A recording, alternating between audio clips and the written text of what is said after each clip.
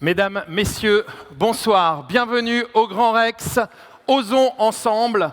Les paroles, c'est fantastique. Les intentions, c'est mieux. Les engagements, c'est parfait. Mais les faits, rien ne les remplace. Ce soir, c'est la soirée Osons. Je suis très honoré d'animer cette soirée. Je m'appelle Esteban Perroy et je vous accompagnerai tout au long de nos invités et de nos débats. Ici, nous sommes au Grand Rex. Le Grand Rex est un temple du cinéma. Le cinéma, c'est l'art de la magie. Mais aujourd'hui, le Grand Rex sera, j'espère, un temple de la réalité et de la future réalité, car il est temps de lutter contre les changements climatiques. Merci beaucoup à vous tous et à vous toutes d'être là, aussi nombreux, aussi nombreuses, pour cette soirée. Osons!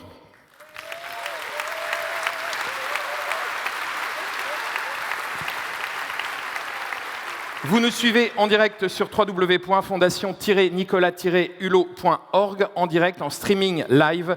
Vous pouvez réagir sur le hashtag Osons, O-S-O-N-S, et poser des questions que nous relayerons tout à l'heure au cours des débats et autour desquels nous pourrons argumenter et contre-argumenter. Depuis 40 ans, Nicolas Hulot parcourt la planète. Il est témoin de la lente destruction de la planète. Et il a décidé aujourd'hui de devenir un acteur de sa reconstruction, car il est temps aujourd'hui de passer aux actes avant qu'il ne soit trop tard. Aujourd'hui, à travers sa fondation, la Fondation Nicolas Hulot, il est heureux de vous trouver aussi nombreux pour répondre à son appel « Osons ». Le temps des discours doit laisser place au temps des actes. Et avant la COP21, qui aura lieu dans moins de 60 jours, Nicolas Hulot est là pour présenter son appel. Un appel qu'il va lancer aux citoyens, mais ne parlons pas avec la langue de bois ce soir et disons les choses clairement, un appel qui veut mobiliser la population et faire pression, puisque c'est le terme à utiliser, sur les chefs d'État. Pression sur les chefs d'État, car il est temps qu'ils comprennent aussi que c'est maintenant qu'il faut réagir. Ces chefs d'État doivent prendre les mesures incontournables qui seront les enjeux des années, des dizaines d'années à venir, et pour en parler bien mieux que moi, c'est avec émotion que j'ai le plaisir d'accueillir Monsieur Nicolas Hulot.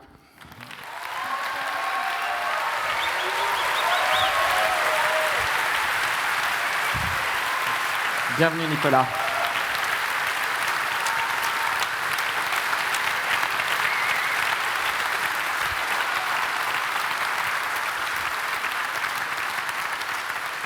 Pourquoi osons ?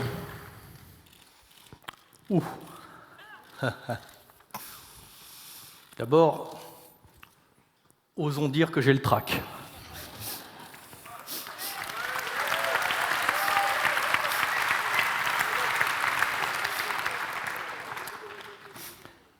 Mais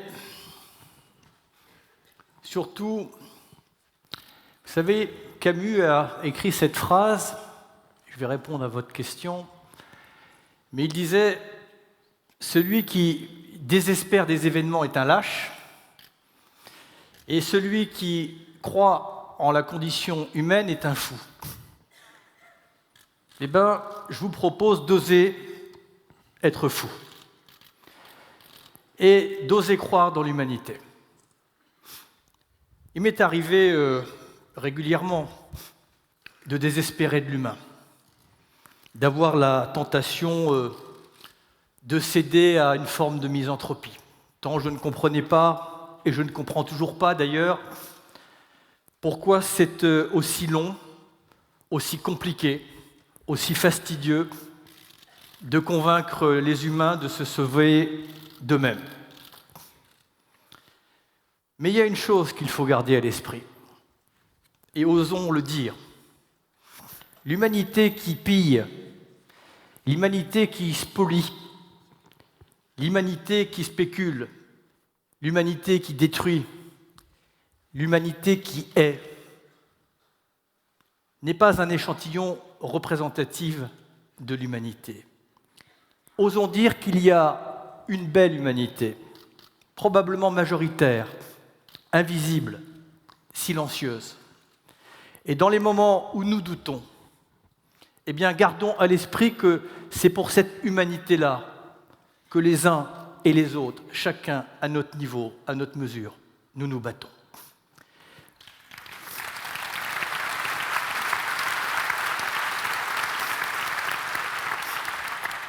Et cette humanité-là, elle n'a pas attendu pour changer. Le changement est déjà en marche. Quelqu'un disait, dans une forêt, quand un arbre tombe, on n'entend pas les milliers d'arbres qui poussent. Eh bien, la responsabilité des dirigeants, à ce moment clé de l'humanité, de la communauté internationale, de la tribu humaine, c'est de faire en sorte de libérer de l'espace pour cette belle humanité, d'accueillir ce changement, de l'épanouir, de faire en sorte que ce qui fait figure aujourd'hui d'exception dans tous les domaines devienne la norme de demain. Mais osons, c'est d'abord, osons regarder la réalité en face. Vous savez, moi, la seule chose qui m'effraie, c'est quand on est dans le déni de la réalité. La seule chose qui m'effraie, c'est d'imaginer que c'est le temps qui va décider à notre place. La seule chose qui m'effraie, c'est que nous laissions passer cette magnifique fenêtre d'opportunité où nous avons encore les cartes en main. Quelqu'un disait « Je déplore que le sort de l'humanité soit dans d'aussi mauvaises mains que les siennes. » Là aussi, osons lui donner tort, parce que, quelque part, c'est une bonne nouvelle. Ça veut dire que nous avons encore les cartes en main. Mais gardons à l'esprit que cette petite fenêtre se rétrécit de jour en jour. Au lendemain de la conférence climat à Paris, si d'avenir, l'ambition, la volonté, le courage, l'audace, l'enthousiasme n'a pas été là, en ouvrant nos fenêtres, pas grand-chose n'aura changé. Mais vous savez, osons avoir à l'esprit que partout sur la planète, des hommes, des femmes et des enfants attendent avec énormément d'inquiétude, d'angoisse et d'espoir que ce monde ne les oublie pas. Je voudrais simplement vous citer 2-3 souvenirs de ces 3 dernières années où j'ai battu la planète pour essayer de rassembler, de mobiliser, de convaincre avec d'autres. Lorsque j'étais, il n'y a pas de cela si longtemps, aux Philippines, endroit frappé par ce que les scientifiques appellent les extrêmes climatiques, cette multiplication, cette intensification des événements. À Haiyan et à Tacloban et à Guyane, frappés par le typhon Haiyan. Je me souviens de cet homme qui m'a dit « Vous savez, moi et ma famille, on a réussi à s'en sortir parce que on a vu la mer se retirer, ce qui n'était jamais arrivé, et puis dans l'heure qui a suivi, une vague de plusieurs mètres de hauteur est rentrée d'1 kilomètre dans les terres, et c'est parce que nous avons brisé le dernier plafond de notre maison que nous avons pu survivre. Mais le matin, quand je suis sorti de ma maison, j'ai presque regretté d'avoir survécu. Parce que une chose qu'il faut garder à l'esprit pour ceux qui doutent encore des changements climatiques et qui se permettent de profiter du contexte pour ressemer le doute, eh bien, c'est d'abord à ces gens-là qu'il faut penser. Parce que, osons le rappeler, le changement climatique ou la crise climatique, c'est l'ultime injustice. C'est l'injustice de trop. Ça ajoute de la souffrance à la souffrance, de la misère à la misère, de l'inégalité à l'inégalité. Lutter contre les changements climatiques, c'est la pierre angulaire de la dignité humaine et de la justice sociale. Ça conditionne tous les enjeux de solidarité auxquels nous sommes attachés. Ce n'est pas une option. Nous n'avons pas le choix de faire ou de ne rien faire. Ce n'est pas simplement une obligation morale, quoique, mais nous n'avons pas le choix. Et c'est d'abord à ces gens-là qui sont déjà dans la tragédie du climat. Qui sait que chaque année, à cause des premières manifestations des changements climatiques, ce sont entre 20 et 30 millions de personnes qui sont condamnées à l'exode. Qui sait que, un certain nombre de conflits, à commencer par le conflit syrien, ou ce qui s'est passé au Tchad, ou ce qui s'est passé au Soudan. C'est bien un phénomène climatique qui a mis le feu aux poudres parce que ça contraint des millions de personnes à se déplacer. Osons dire que ça n'est pas un simple sujet environnemental.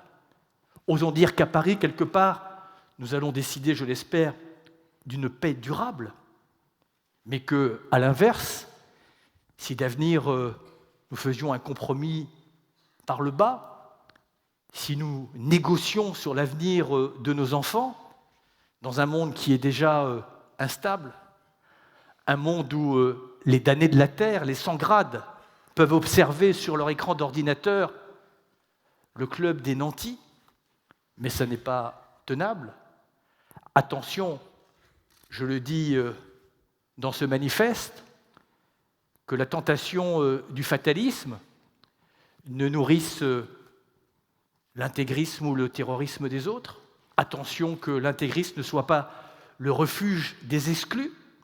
C'est ça qui se joue à Paris. Mais quand je dis ça, on me dit « Oh, surtout, n'en rajoutez pas ». Mais osons regarder la réalité en face. Parce que si le diagnostic n'est pas à la hauteur, si on ne place pas l'enjeu climatique au sommet de toutes les priorités, eh bien, il se passe ce qui se passe depuis cette succession de conférences, c'est que l'on ajourne toujours la mutation, on la reporte, et pendant ce temps, ce sont toujours les mêmes qui trinquent. Et quand je dis que c'est l'ultime injustice, pourquoi je le dis et le redis? Parce que ces hommes, ces femmes et ces enfants qui, prioritairement, parce que chacun pourra en prendre pour son grade si d'avenir nous laissons passer cette ultime fenêtre d'opportunité. Mais ceux qui, pour l'instant, souffrent sont des hommes, des femmes et des enfants qui subissent les conséquences d'un phénomène qu'ils n'ont pas provoqué, qui est la conséquence d'un mode de développement dont ils n'ont pas bénéficié et qui, la plupart du temps, s'est fait à leur détriment. C'est ça qu'il faut oser dire. C'est cette réalité-là qu'il faut regarder en face.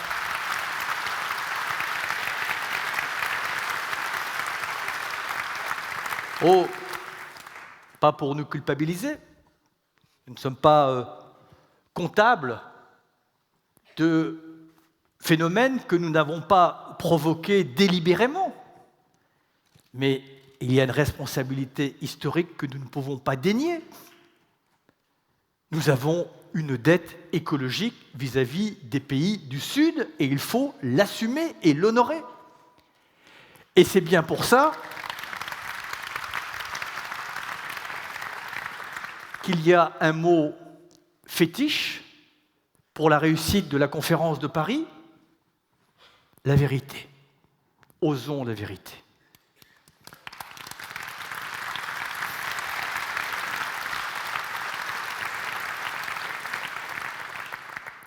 La vérité, c'est de reconnaître cette responsabilité et c'est de l'assumer. La vérité, c'est de ne promettre que ce que nous sommes capables de donner. Parce que nous n'avons que trop fait de promesses qui n'ont pas été honorées. Et c'est une double humiliation que de créer de l'espoir et de créer une désillusion. Et à la conférence de Paris, il y a 3 critères, me semble-t-il, de réussite.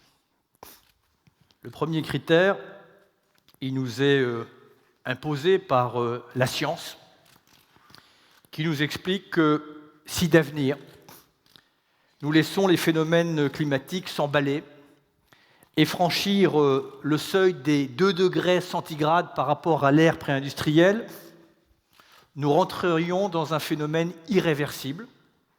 Dit autrement, quelle que soit notre puissance technologique, nous serions assis à la table des conséquences, incapables de contrôler ce phénomène, avec des conséquences qui seraient tout aussi irréversibles et qui probablement affecteraient en profondeur nos démocraties et nos économies, tout ce qui a de l'importance à nos yeux pourrait être anéanti.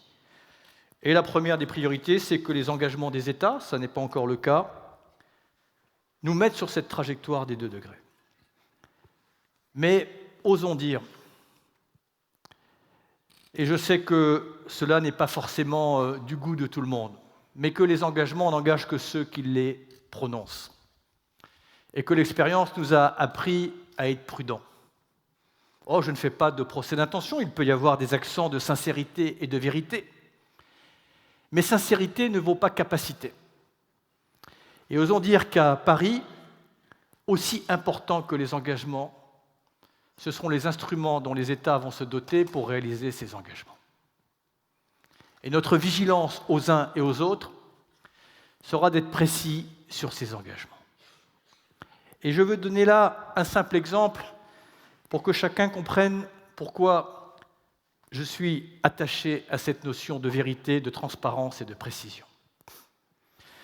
Nous avons, entre autres, promis à Copenhague, pour les pays qui sont impactés par les changements climatiques, une somme qui, semble-t-il, est un socle minimum de 100 milliards de dollars par an pour les pays les plus vulnérables.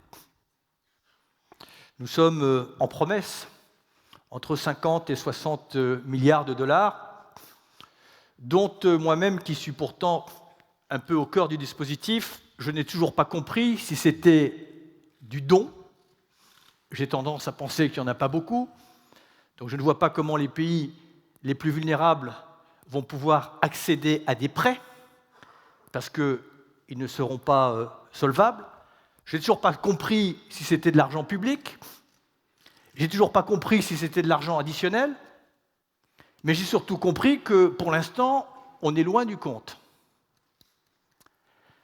Et c'est là que je dis simplement qu'il faut qu'on change d'échelle et qu'on sorte d'une forme de mystification.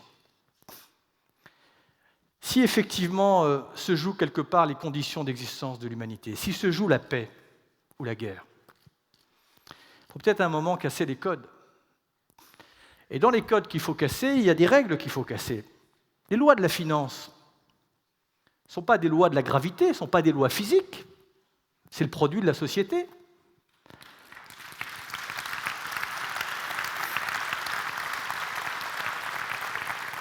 Et donc, qu'est-ce qui nous empêche de les remettre à plat? Je dis ça parce que on est... Je ne veux pas charger la barque, mais par moments, je me demande si la politique et la diplomatie, ce n'est pas l'art et la manière de dissimuler la misère. Je ne mets pas tout le monde sur cela, mais parfois, je me pose la question. Je vais prendre un exemple. Il faut qu'on trouve ces fameux 100 milliards. Au passage, ça me semble être un minimum si on veut, en plus, aider les pays à se développer et honorer nos promesses que 0,7% de nos produits intérieurs bruts soient affectés à l'aide au développement. Au passage, nous en sommes loin. On a besoin de ces 100 milliards. 200, ce serait mieux, et 300, ce serait parfait. Chaque année, la communauté internationale accorde en subvention aux énergies fossiles, et chacun aura compris que les énergies fossiles ne sont pas l'ami du climat, mais l'ennemi du climat, et qu'il y a une obligation, c'est qu'il faut que nous nous affranchissions rapidement des énergies fossiles, toutes énergies fossiles confondues.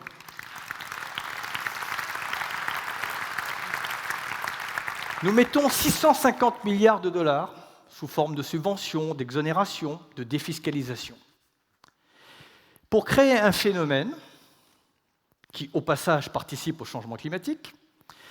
Mais je voudrais simplement vous donner, c'est la seule raison pour laquelle j'ai pris cette petite fiche, parce que je n'ai pas une bonne mémoire sur les chiffres, mais ça va vous donner quand même une ordre de grandeur, qui, selon l'OCDE, coûte l'utilisation de ces énergies fossiles simplement sur la santé, sur 34 pays, plus l'Inde et la Chine, chaque année, heureusement que vous êtes assis, 3 500 milliards de dollars. Et si je cite un deuxième chiffre qui vient du Fonds monétaire international, si on prend les conséquences sur la santé, mais également les conséquences environnementales, nous sommes à 4 900 milliards de dollars. Quand je dis qu'il faut oser la cohérence, oser voir en grand, oser être à cette largeur d'esprit et d'analyse, ça ne vous paraît pas un peu problématique que l'on continue à subventionner les énergies fossiles à hauteur de 650 milliards de dollars par an pour créer ou amplifier et entretenir un phénomène qui nous en coûte des milliers de milliards de dollars au moment où nous n'arrivons pas à honorer des promesses de 100 milliards. Alors, l'autre jour, j'ai fait cette démonstration devant 4 journalistes parisiens et qui m'ont regardé avec des yeux de merlan-frit et qui m'ont immédiatement dit « Mais vous êtes très gentil, ce dont je ne doute pas, mais vous êtes vraiment un utopiste. » Et moi, je veux leur répondre, et je l'ai fait, mais pas suffisamment, donc je ne doute pas qu'ils m'écoutent religieusement. Je pense que ça va être relayé quand même ce soir. L'utopie, c'est d'imaginer qu'on va continuer à s'accommoder de cet état de fait, qu'on va continuer à s'accommoder qu'il y a 11 500 milliards de dollars dans les paradis fiscaux qui ont échappé à la solidarité,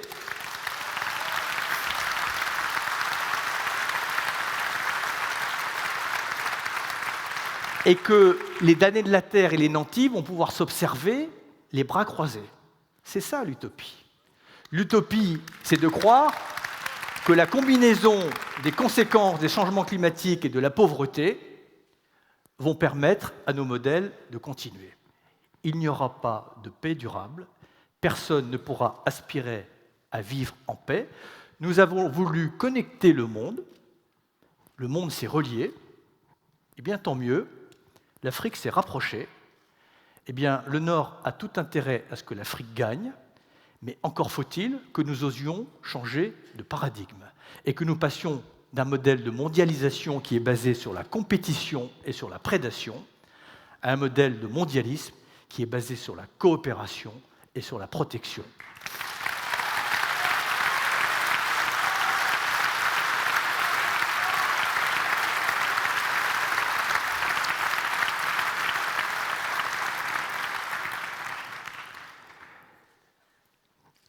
Mandela disait, et j'ai mis cette petite phrase en exergue du manifeste, « Nous rétrécir ne rend pas service au monde ». Eh bien, osons voir grand. Osons avoir foi en l'humanité. Osons croire au changement. Osons être courageux. Osons être enthousiastes. Vous savez, pendant ces 3 années que j'ai passées pour amener ma contribution dans la préparation de la conférence climat, j'ai eu toutes les lectures, parfois désespérantes, tragiques. Mais j'ai vu aussi que le génie humain n'était pas pris de court. Edgar Morin disait « Nous sommes technologiquement triomphants, mais culturellement défaillants. » Et chacun, pour ceux qui me suivent depuis longtemps, connaissent une autre référence, mais qui vont de pair, d'Einstein qui disait « Notre époque se caractérise par la profusion des moyens et la confusion des intentions. » Eh bien, moi je pense que l'humanité peut être capable vraiment de prodiges, à la condition de partager une vision, d'être capable de se doter d'un état d'esprit universel, d'abandonner nos hypocrisies, nos petites lâchetés individuelles et collectives, de cesser nos reniements et nos renoncements, mais surtout de redéfinir collectivement les fins et les moyens. C'est cela qui nous manque. Ce n'est pas de plus de technologie, ce n'est pas de plus de connaissances. Oh, les sauts technologiques seront bienvenus, notamment pour stocker les énergies intermittentes, mais honnêtement, on en a déjà assez. C'est d'argent supplémentaire dont on a besoin? Pas une seconde. mais il faut aller le chercher là où il est, et surtout l'affecter pour répondre aux contraintes du XXIe siècle, et non pas pour s'entêter dans un modèle économique et de développement totalement obsolète, qui est le modèle du XXe siècle. Dit autrement, il serait peut-être temps de changer de lunettes, et de mettre les lunettes du XXIe siècle. Et c'est là que nous sommes à un moment délicat. C'est là où on a besoin de chacun d'entre nous, quel qu'il soit, au-delà de nos barrières culturelles, de nos petites divisions politiques que nous entretenons avec gourmandise, de nos barrières géographiques, économiques. Chacun doit jouer sa partition. Chacun doit s'exprimer. Personne ne peut s'exonérer de ce qui va se passer à Paris.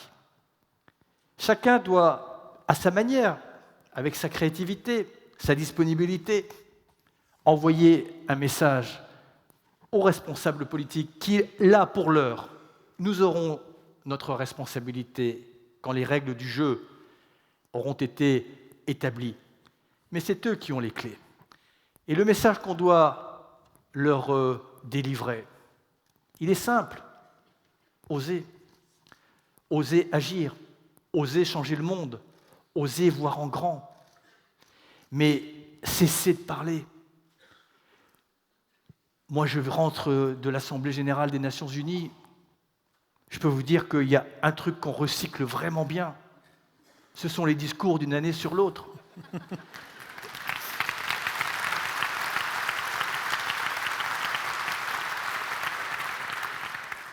Mais là, nous devons envoyer aux chefs d'État, et notamment aux chefs d'État qui vont se réunir en Turquie, 15 jours avant la conférence de Paris, le G20, qui va réunir 15 pays qui représentent 70% des émissions de gaz à effet de serre.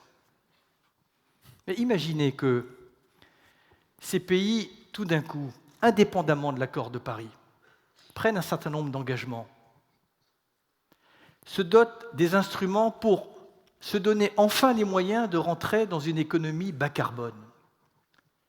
Parce que, moi je ne suis pas économiste, mais je m'aperçois que pour finir dans mon engagement écologique, je passe pour finir plus de temps avec des économistes, et je découvre que pour finir, c'est une science comme une autre, vivante, et qu'il y a aussi de l'intelligence, et qu'il y a des économistes très brillants, notamment dans notre pays, et il y en a probablement dans cette salle, qui ont bien anticipé le coup, mais qu'il y a un petit dénominateur commun entre Stern, Stiglitz, Christian de Pertuis, Alain Grandjean, Jean Tirole, c'est que si les pays ne s'engagent pas à donner un prix au carbone, tous les engagements que les États vont prendre de réduction d'émissions de gaz à effet de serre resteront des vœux pieux, parce que tant que les énergies fossiles ne bénéficieront pas d'un handicap, tant que les investisseurs n'intégreront pas le risque carbone, tant que l'on ne donnera pas un avantage économique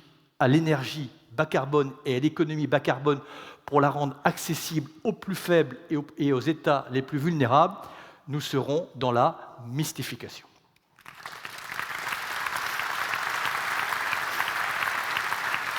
En un mot, Nicolas, les énergies bas carbone, vous pouvez les rappeler?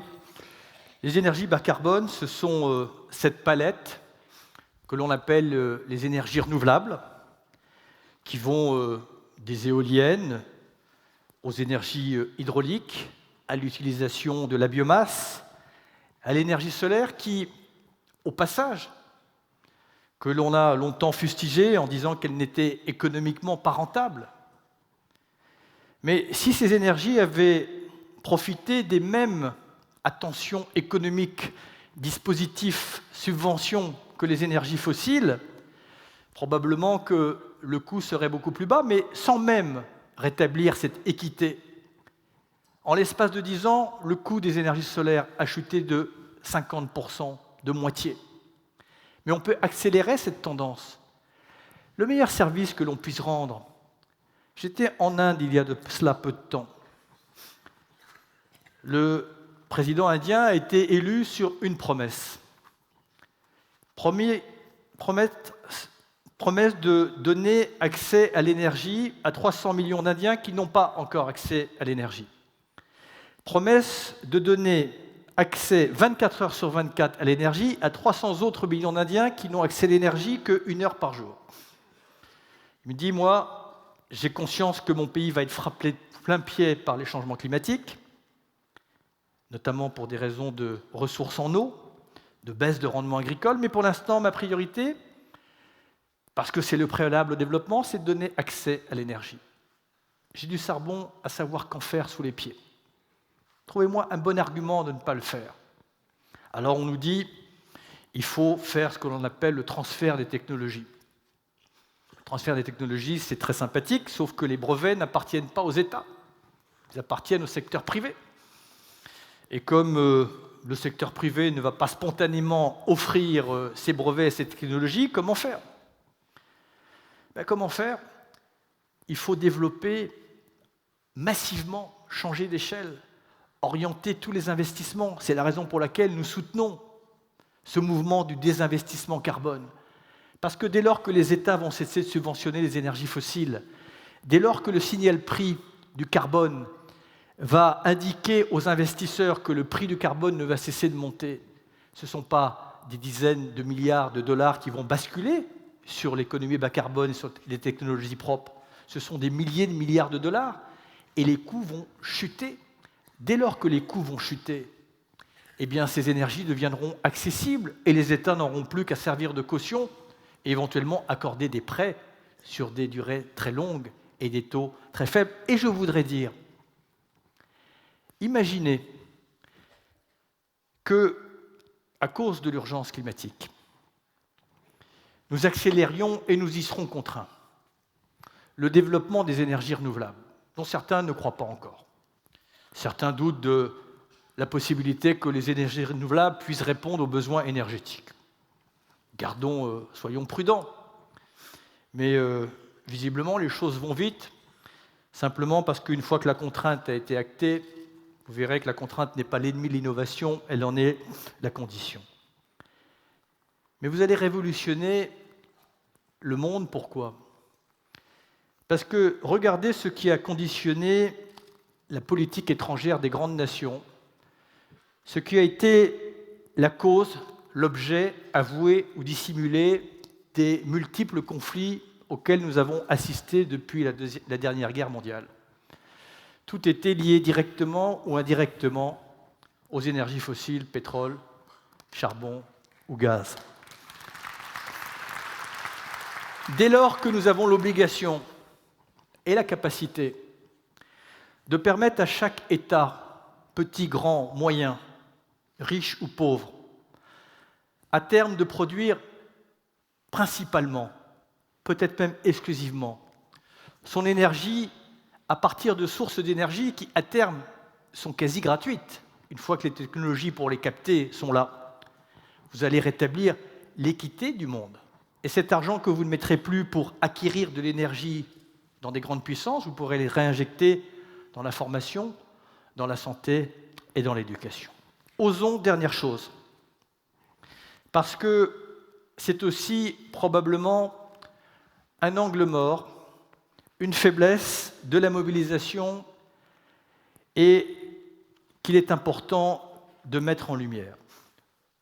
Osons dire que oui, il faudra être intraitable, exigeant sur les outils pour rentrer de plein pied dans l'économie carbone et que nous jugerons sur les instruments autant que sur les engagements. Mais osons dire que si, dans le même temps, nous nous accommodons qu'en 2012, 18 millions d'hectares de forêts ont été détruites, osons dire que si, dans le même temps, nous acceptons dans une totale indifférence que la barrière de corail parte en lambeaux, que les zones humides disparaissent, que la désertification progresse, que les écosystèmes qui stockent depuis des millions d'années les gaz à effet de serre, au premier rang desquels le CO2 et le méthane, si dans le même temps nous mettons tous nos efforts pour réduire nos propres émissions, nous restituons à l'atmosphère ce CO2 et ce méthane. Osons dire que nous ne serons incapables de tenir nos engagements climatiques. Ce que je veux signifier ici, c'est que là aussi, si nous ne changeons pas d'échelle, non seulement l'idée n'est plus de réduire nos dommages environnementaux, l'idée n'est même plus de neutraliser nos impacts environnementaux. L'idée, c'est qu'il faut qu'on rentre dans une période de résilience, de réparation, et qu'il va falloir aussi justement trouver un modèle économique où il soit plus avantageux de restaurer que de détruire. Et le message que je veux faire passer ici, c'est que c'est très important que le climat, que l'attention que le climat génère ne se fasse pas au détriment de la protection de la biodiversité et des écosystèmes, parce que l'un ne va pas sans l'autre. Merci beaucoup, Nicolas. Et cette action, elle passe évidemment par une action politique.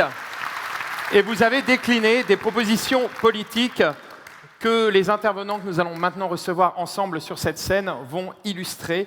Et nous accueillons ensemble Monsieur Nicolas Verken, Madame Geneviève Garrigos.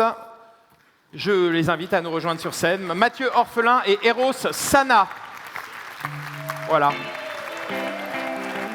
Bienvenue. Vous êtes là. Vous allez bien ? Bienvenue, je vous en prie, installez-vous. Nicolas Verken. Ça va, on se resserre la main. Hop. Et voilà. Alors Nicolas, vous êtes directeur d'études et plaidoyer pour l'ONG Oxfam France. Je vous en prie à avancer.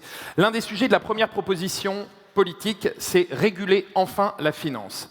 Alors, cette régulation de la finance peut passer par ce qu'on appelle la taxe sur les transactions financières. J'ai envie de dire la célèbre taxe sur les transactions financières, dont j'ai l'impression d'entendre parler depuis plus de 10 ans. On en parle beaucoup, mais on ne la voit jamais. Alors, où en est-on aujourd'hui de cette taxe ? La première bonne nouvelle, c'est qu'elle existe. Elle existe dans de nombreux pays depuis longtemps. Elle existe y compris en Grande-Bretagne, à la City, elle existe à Hong Kong, au Brésil, et elle existe en France. Le problème, c'est qu'en tout cas en France et au sein de l'espace européen, elle est insuffisante. Ce soir même, je crois que la représentation parlementaire se penchait sur des amendements pour améliorer cette taxe sur la transaction financière française. Et là, on y est. C'est maintenant qu'on doit prendre ces arbitrages politiques, qu'on doit montrer qu'on change d'échelle. Et c'est très important, d'une part, de dire on ne va pas juste taper quelques produits, on va regarder large et on va aller chercher ces produits, ces transactions qui sont les plus spéculatives, celles qui dérèglent l'économie, celles qui ont un coût pour la collectivité exorbitant. Nicolas a cité des chiffres tout à l'heure sur le package financier européen suite à la crise financière, 4 500 milliards d'euros. En France, 360 milliards. Si on rapporte ça aux 57 milliards qu'on a peiné à trouver depuis Copenhague, on est dans des mondes différents. Et là, donc là, on est à un tournant. En France, entre ce soir et les prochains jours, on doit avoir des arbitrages politiques qui disent ça y est, on veut une vraie transaction financière, on veut taper les produits les plus spéculatifs, l'intraday, le trading à haute fréquence, et on veut que le produit de cette taxe ne soit pas juste là pour résorber les déficits de manière générale, mais qu'on ait un signal politique extrêmement fort. Il s'agit du bien commun. La finance a contribué à dérégler le système, a contribué à une diversion des ressources qui auraient dû aller à la lutte contre le climat. Maintenant, ces revenus de la taxe sur les transactions financières doivent aller à la lutte contre les changements climatiques et à la lutte contre les grandes pandémies. Et c'est maintenant que la France doit le faire pour être crédible en tant qu'hôte de la COP et aussi être crédible vis-à-vis de ses partenaires européens. On a une dynamique qui est impulsée à 11 pays européens, y compris l'Allemagne, l'Italie, l'Espagne, qui pourrait se dénouer dans les prochaines semaines et les prochains mois. Et c'est maintenant que ça joue, qu'on doit montrer en France qu'on est sérieux sur cette taxe. Merci beaucoup, Nicolas Verken. Merci. Et nous passons la parole à Madame Geneviève Garrigos. Bon, vous avez votre micro. Formidable. Vous êtes, Madame, la présidente d'Amnesty International France. Merci. Merci d'être avec nous. La proposition numéro 3 concerne le fait de mettre fin aux abus des multinationales. On l'a déjà un peu évoqué, et notamment au niveau d'un sujet grave, la responsabilité de ces multinationales par rapport à leurs sous-traitants qui, eux, donc les multinationales ne violent pas directement les droits de l'homme, mais en fait embauchent des sous-traitants qui, eux, violent les droits humains et qui sont à l'origine d'accidents dramatiques.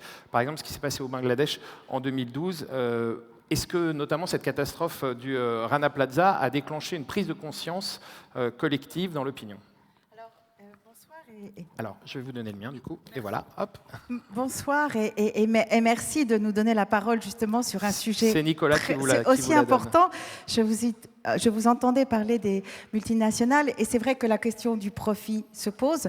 Et un sujet sur lequel nous travaillons depuis des années est de dire que c'est bien la responsabilité sociale des entreprises, c'est bien de dire on fait des profits et on va contribuer à la société. C'est encore mieux si pour faire des profits, on ne nuit pas à la société et à l'environnement.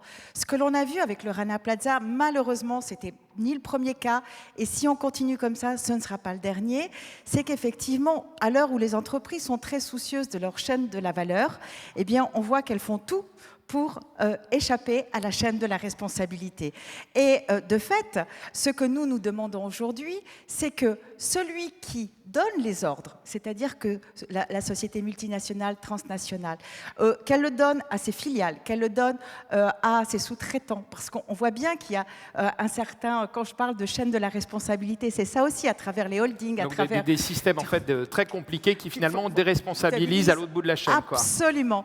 Et en déresponsabilisant, à quoi on aboutit ? On aboutit à ce que ces sociétés qui ont des règles dans nos pays occidentaux, eh bien, s'affranchissent complètement de ces règles. Et en violant ces règles, finalement, qu'est-ce qu'elles font ? Elles nuisent à l'environnement, elles nuisent aux droits humains, et c'est une catastrophe sur le terrain. Il y a le Rana Plaza, mais on pourrait revenir sur Bhopal, on pourrait revenir sur Shell dans le delta du Niger, et l'impact sur les communautés qui vivent.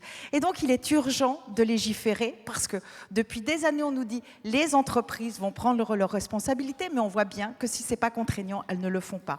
Le 21 octobre, il y a une proposition de projet de loi qui va être examinée sur justement comment responsabiliser les entreprises sur toute la chaîne, de mettre une obligation justement de surveillance par rapport à ce qui est fait. Il faut absolument que ce soit adopté. On ne peut pas continuer à envoyer le message et de dire chez nous on a des règles, ailleurs on ne les respecte pas et on continue à nuire à l'environnement et aux droits humains. Merci. Merci beaucoup Geneviève Garrigos. Merci. C'est très clair. Mathieu Orphelin, vous êtes le porte-parole de la Fondation Nicolas Hulot. Dans la mesure numéro 6, intégrer le pollution au prix de vente. La Fondation Nicolas Hulot explique que le consommateur a rarement toutes les informations quand il achète un produit. Alors, est-ce que vous pouvez éclaircir un petit peu ce point ? Écoutez, finalement non, parce que Nicolas en a beaucoup parlé, effectivement, d'intégrer tout ça. Le prix du carbone, il en a parlé. Donc je vais parler d'autre chose. Alors, je ne vais pas paraphraser mon patron. Et je voulais dire que quand même, effectivement, c'est un appel aujourd'hui qu'on lance aux politiques, aux chefs d'État. Mais je voulais saluer, il y a un petit nombre de politiques dans tous les partis qui croient déjà à ces sujets, qui se battent. Alors aujourd'hui, on trouve qu'ils sont trop peu nombreux. Ils se reconnaîtront. Il y en a beaucoup aujourd'hui avec nous. C'est ceux à qui on travaille quotidiennement pour faire avancer ces projets, qui déposent des projets de loi en France, à l'Europe, qui travaillent là-dessus. Et je voulais juste leur dire, ils se reconnaîtront. Bravo à elles et à eux. Merci beaucoup Mathieu. Au moins c'est clair. Et nous accueillons, avec un micro ou avec celui de Mathieu, comme vous voulez, Eros Sana de 350.org. Oui. Merci d'être là. La proposition numéro 5 s'intitule « Démazouter les investissements ». Alors, votre organisation, 350.org, milite pour le désinvestissement. Alors, un terme, effectivement, qui est un petit peu technique. Concrètement, désinvestissement, c'est quoi ? Oui, désinvestir, ça peut paraître un terme barbare ou un terme qui nous éloigne de la question. Souvent, lorsqu'on pense au changement climatique, on est parfois dépité, on se demande qu'est-ce qu'on peut faire. Et certaines personnes voudraient qu'on ne fasse rien, qu'on voit le niveau de CO2 continuer à augmenter, COP après COP, réunion après réunion, qu'on voit le niveau de la mer augmenter, et voir que les îles Fidji risquent de disparaître, que les îles Tuvalu risquent de disparaître, voir que le Bangladesh, les Philippines sont de plus en plus frappés par des typhons. On peut voir que le niveau de CO2 continue à augmenter. On peut voir qu'ici, en France, le taux de mortalité lié aux particules fines augmente. on peut se dire qu'on ne peut rien faire. Ben nous, on pense que ce n'est pas le cas. On pense qu'on peut agir concrètement, tous les jours. Et on pense qu'on peut agir en frappant sur le nerf de la guerre, la question de l'argent. On peut considérer que chaque euro, chaque dollar, chaque yen, chaque dirham qui est mis dans les énergies fossiles est de l'argent qui est mis contre nous aujourd'hui, contre nous pour les générations futures. Et que ça, on ne peut pas l'accepter. Et donc, désinvestir, c'est littéralement dire que mon pognon, il ne va pas au charbon. Désinvestir, c'est dire que le gaz, il doit rester dans le sol, que le pétrole doit rester dans le sol, que 80% des énergies fossiles doivent rester dans le sol. On peut me dire, mais attends Eros, c'est une utopie, 80% des énergies fossiles dans le sol. Maintenant, ce n'est pas une utopie. Tout à l'heure, Nicolas a parlé d'utopie. Moi, je vais vous dire, vous savez, l'humanité, elle est passée de la civilisation, de l'ère de l'âge de pierre à l'âge de fer. Ben, ce passage, il ne s'est pas dû parce qu'il n'y avait plus de pierre. On s'est dit que simplement l'âge de pierre c'était un âge nul, c'était un âge rétrograde. On est passé à l'âge de fer.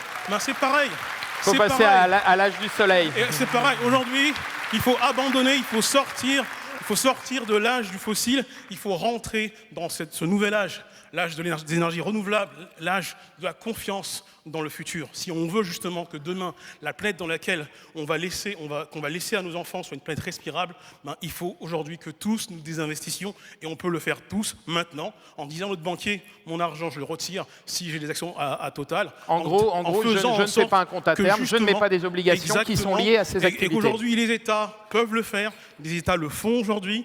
Il y a un an, seulement 50 milliards étaient retirés du gaz, du charbon et du pétrole. Aujourd'hui, on est à 2600 milliards de retrait dans le désinvestissement. On peut le faire, vous pouvez le faire, osez le demander à votre banquier, à votre chef d'État, à vos parlementaires. Merci beaucoup, Eros. Merci à vous quatre, je vous en prie. Merci. Merci Eros, c'était très très clair. Vous voulez réagir, Nicolas, par rapport à ça? Non, mais simplement rappeler qu'au-delà de l'impact sur les changements climatiques, selon l'Organisation mondiale de la santé, la pollution atmosphérique, qui trouve ses origines aux mêmes sources que les problèmes climatiques, tue préventivement 7 millions de personnes par an. Dont les nantis, cette fois. 3 fois plus que le tabac. Donc simplement aussi pour dire que l'enjeu climatique, comme me l'a dit la patronne de l'Organisation mondiale de la santé, c'est aussi un agenda de santé publique. Puis simplement, pour abonder dans le sens d'Oxfam, d'abord me réjouir que des ONG de tous bords donnent l'exemple en se soutenant les unes les autres, en faisant converger leurs causes parce qu'elles savent bien qu'elles sont liées. Et ce moment d'union, je pense, nous aide les uns les autres parce qu'on en a besoin, on se sent moins seul. Mais je voudrais là aussi donner des ordres de grandeur parce qu'on condamne toujours les États à l'austérité, les classes moyennes, les plus défavorisées. C'est chez eux qu'on va gratter. Mais écoutez, selon la BRI, qui est la Banque de règlement internationale, les échanges sur les marchés des seuls produits dérivés sur l'ensemble de la planète, à l'exclusion des titres et des actions, représentent 7 400 milliards de dollars par jour. Et si vous ajoutez à ça le marché d'échange, 5 300 milliards de dollars par jour, vous additionnez les deux sommes. Vous ne suivez plus, moi non plus. Mais moi, j'ai toujours mes 100 milliards que l'on cherche désespérément. Vous arrivez à 12 700 milliards que vous allez multiplier par 200 jours ouvrables. Ben là, je ne peux même pas vous dire ce que ça fait. Ce que je peux simplement vous dire, c'est que si on taxait ça à 0,1%, je pense qu'eux ne le verraient même pas passer, mais je suis certain que ceux qui en ont besoin, ça changerait définitivement leur quotidien. Merci Nicolas. Nous accueillons Stéphanie Rivoal, Monique Barbu. Voilà, on peut les encourager, les applaudir. Bonjour. Et Rémi Lucas. Voilà. Bienvenue, venez avec nous, Rémi. Merci. Stéphanie, je vous en prie. Stéphanie Rivoal, vous êtes la présidente d'Action contre la faim. On va parler de la proposition numéro 9, nourrir sans détruire. Alors, Action contre la faim porte un appel sur la faim, qui est l'autre visage, un visage moins connu finalement du changement climatique. Est-ce que vous pouvez nous éclairer sur le lien entre la faim et le changement climatique ? Oui, bien sûr, il y a encore près de 800 millions de personnes aujourd'hui qui souffrent de la faim et 3 millions d'enfants qui en meurent par an. C'est un scandale. Et savez-vous, Esteban, où vivent tous ces gens qui meurent de faim ? Eh bien, leur vaste majorité, 70% d'entre eux sont dans les campagnes. Ils sont au plus proche de la production alimentaire. Ils sont là où poussent les aliments que nous consommons. Et pourtant, eux sont les affamés. Pourquoi ? Parce qu'ils subissent de plein fouet les conséquences du changement climatique, alors que, comme le disait Nicolas, ils n'en ont absolument pas été les acteurs, les auteurs. Pourquoi ? Eh bien parce que destruction des récoltes, inondations, sécheresse, épisode de sécheresse en plein milieu d'une récolte, et donc ils subissent de plein fouet toutes ces conséquences. Mais nous pouvons, et je ne vais pas vous laisser comme ça sur quelque chose de négatif, Esteban, il y a des solutions bien sûr pour nourrir sans détruire, et il y en a plein, mais il y en a une vraiment qui me tient à cœur, une proposition qui est portée par Nicolas Hulot, Pierre Rabhi et d'autres personnes que j'aime beaucoup, c'est bien sûr la solution de l'agroécologie. Nous pouvons nourrir sans détruire en adoptant un modèle agroécologique. Alors moi, je suis quelqu'un... L'agroécologie. Moi, je suis une dame de chiffres et je ne connais absolument pas l'agriculture. Mais quand je vois la magie de la nature, des écosystèmes, de l'agroécologie, quand je vois qu'en mélangeant des plantes et des animaux, on arrive à produire non seulement dans les mêmes quantités que l'agriculture traditionnelle, mais une nourriture saine qui va alimenter toute la planète sans la détruire, je dis qu'il faut soutenir ce système, qu'il faut le généraliser à l'ensemble de la planète. Alors avec Nicolas Hulot, moi je dis osons nourrir sans détruire et osons être la génération qui mettra fin à la faim. Merci. Merci beaucoup Stéphanie Rivoal. Rémi Lucas, bienvenue. Je ne vous ai pas salué. Vous êtes le fondateur d'Algopac. Alors là, on parle de la proposition numéro 4, produire et consommer dans un cercle vertueux. Et en l'occurrence, là, on parle d'économie circulaire. C'est un terme aussi qu'on entend beaucoup depuis quelques années, et pour le bien d'ailleurs de toutes ces utopies qui ne devraient plus en être. Dans votre entreprise, justement, est-ce que vous pouvez nous décrire comment se passe l'économie circulaire ? Et on peut le dire, vous concevez des produits à base d'algues. C'est un bon exemple ? C'est tout à fait un bon exemple d'économie circulaire. Donc, Algopac, que j'ai créé, que je dirige à Saint-Malo, on remplace le plastique par les algues, c'est-à-dire qu'on se passe d'une énergie fossile qui s'appelle le pétrole. Donc comment est-ce qu'on travaille dans un cadre d'économie circulaire ? C'est que dès l'amont, on utilise une ressource qui s'appelle l'algue. Alors pourquoi l'algue ? Eh bien l'algue, parce que déjà on la cultive. L'algue, quand elle pousse, elle ne nécessite ni engrais, ni eau, ni pesticides. Elle n'empiète pas sur le foncier agricole. Et en plus, elle capte du CO2, en moyenne 960 kg à la tonne. Et enfin, elle envoie de l'oxygène, ce qui favorise le développement de la biodiversité. Donc en amont, on a une ressource qui est vertueuse. Ensuite, dans le process de fabrication qui remplace le plastique, eh bien, on consomme également peu d'énergie et on ne rejette aucun déchet, à part l'eau de lavage, mais qui est très faible. Et en fin de vie, en fin de fabrication, on obtient une granule qui remplace complètement le plastique maintenant, qui s'appelle Algopac. Et en fin de vie, la matière se désintègre en 12 semaines en terre et elle retrouve une des fonctions historiques de l'algue qui est de fertiliser la terre, c'est-à-dire qu'on a un cercle vertueux de la ressource en passant par la fabrication, par l'utilisation, à la fin de vie. Alors, quand vous en parlez comme ça fait un peu formule magique, mais là où c'est spectaculaire, je vous le dis parce que moi, tout à l'heure, ça m'a fait un petit coup émotionnel, c'est ce que vous avez dans votre poche. Vous pouvez me montrer ? Vous l'avez pas ? Si. Vous l'avez ? Voilà. Ça, c'est quoi ? C'est une clé USB, mais en algues. Voilà. Donc là, on y est. Hein. Parce que les clés USB, je pense qu'on en vend beaucoup dans le monde. Concrètement, remplacer le plastique sur une clé USB, c'est en moyenne 160 tonnes de plastique en moins en mer. Il faut savoir qu'il se déverse à la seconde 460 kilos de plastique en mer à la seconde dans le monde. Donc oui, osons, nous on ose, et merci de nous accompagner. Merci beaucoup. Nicolas, vous voulez rajouter quelque chose ?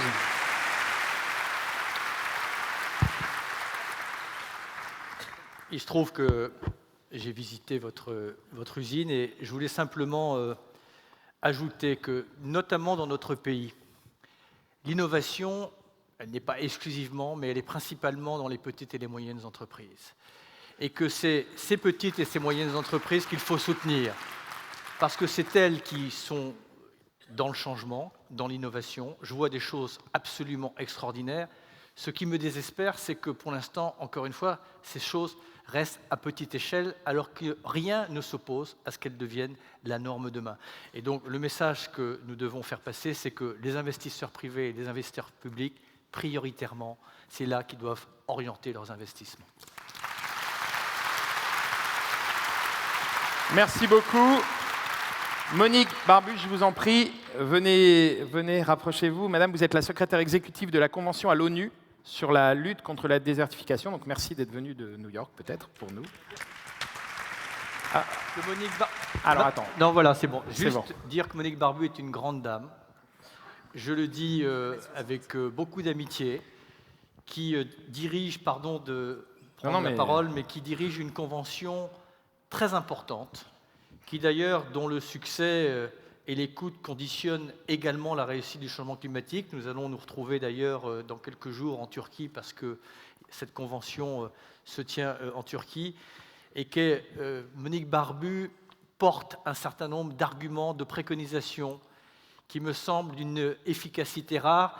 Et je voudrais la remercier parce qu'on n'imagine pas son emploi du temps, et elle a fait ce petit crochet pour être avec nous ce soir. Donc merci beaucoup à Monique Barbu d'être avec nous. Merci beaucoup, je vous en prie.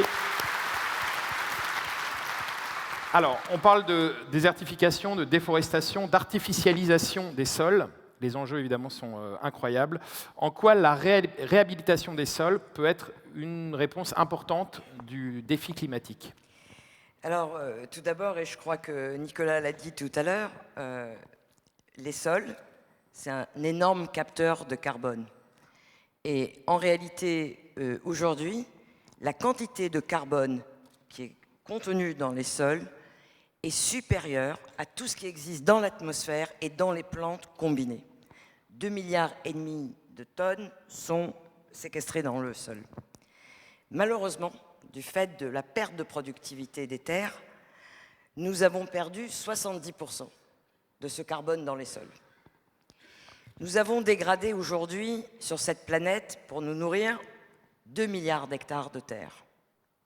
Nous dégradons chaque année 12 millions d'hectares de terre, avec des conséquences pour les 500 millions de petites fermes à travers le monde qui nourrissent 2 milliards d'individus, qui sont dramatiques, qui nourrissent 2 milliards d'individus directement, mais qui nourrissent 80% de la population mondiale. Parce que 80% de la population mondiale se nourrit de ces petites productions paysannes. Si rien n'est fait, nous allons avoir un problème de sécurité alimentaire à l'horizon 2050. Mais en même temps, ce que nous savons, c'est que nous pouvons restaurer les sols. Et là, moi, ce que je voudrais obtenir à Paris, c'est la chose suivante. Si nous restaurions chaque année pendant 15 ans les 12 millions d'hectares que nous dégradons, c'est-à-dire une neutralité, pendant 15 ans, c'est-à-dire 180 millions d'hectares, à un coût moyen qui est de l'ordre de 150 $ l'hectare, eh bien, avec cela, et uniquement cela, nous arriverions à combler la moitié du gap qui va exister entre les contributions qui vont être annoncées par les pays à Paris et les 2 degrés maximum. C'est la mesure la moins chère, la plus facile à mettre en œuvre et efficace. Et surtout avec des co-bénéfices qui sont incommensurables. Et je voudrais par ailleurs mettre ça en relation avec un autre problème, parce que ça m'horripile beaucoup, qu'on en parle tout le temps en ce moment, qui est le problème des migrations.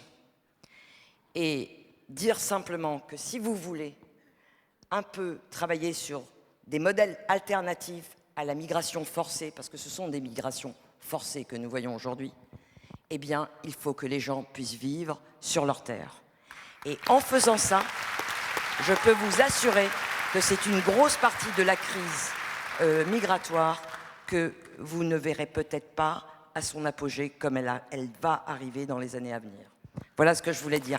180 millions d'hectares, 2 milliards de dollars par an, c'est-à-dire 30 milliards sur 15 ans, et c'est la moitié du gap qui reste à couvrir pour l'accord de Paris sur les 2 degrés. Et puis je voudrais finir moi aussi par une citation que j'adore, Je vous en prie. qui est celle de Chateaubriand qui disait « Les forêts précèdent les civilisations, les déserts les suivent ». Merci. Merci beaucoup. Merci beaucoup, Monique Barbu. Nicolas. Très, très magnifique voudrais cette phrase. Très rapidement, ne pas ajouter un commentaire à ce qu'a dit Monique Barbu, la démonstration est assez évidente, mais saluer la présence dans la salle. Il y a beaucoup de personnes prestigieuses dans cette salle qui sont venues très discrètement, mais ça me permettra aussi de dire quelque chose d'important. Je voudrais saluer la présence d'un résistant, d'un rebelle, d'un guerrier au bon sens du terme, Paul Watson.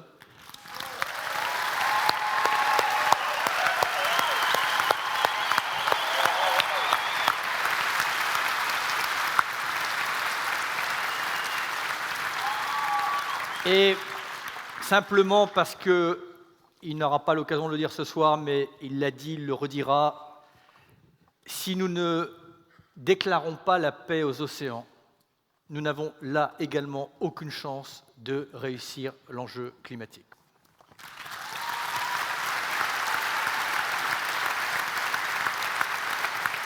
Nicolas, est-ce que vous voulez nous présenter les autres propositions ?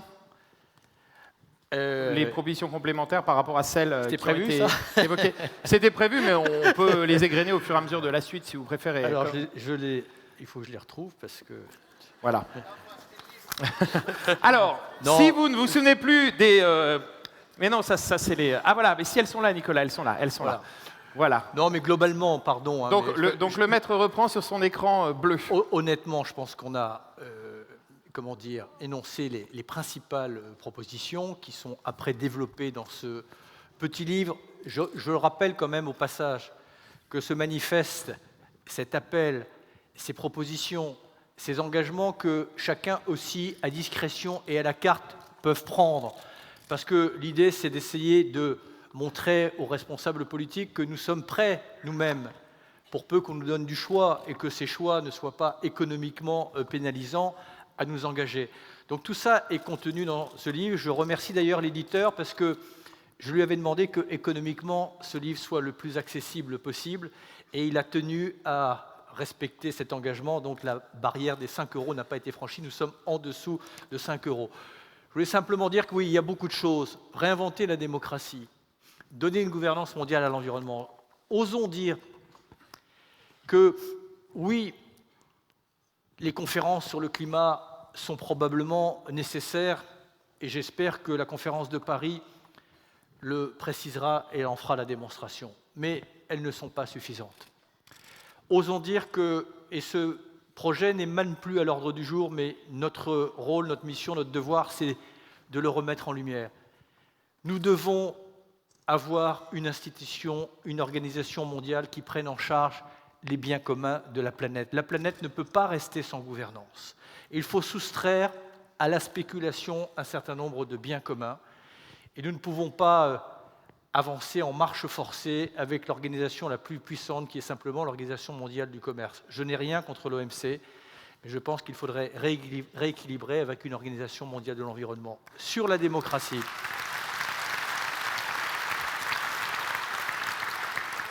il y a dans nos démocraties un grand absent, le futur.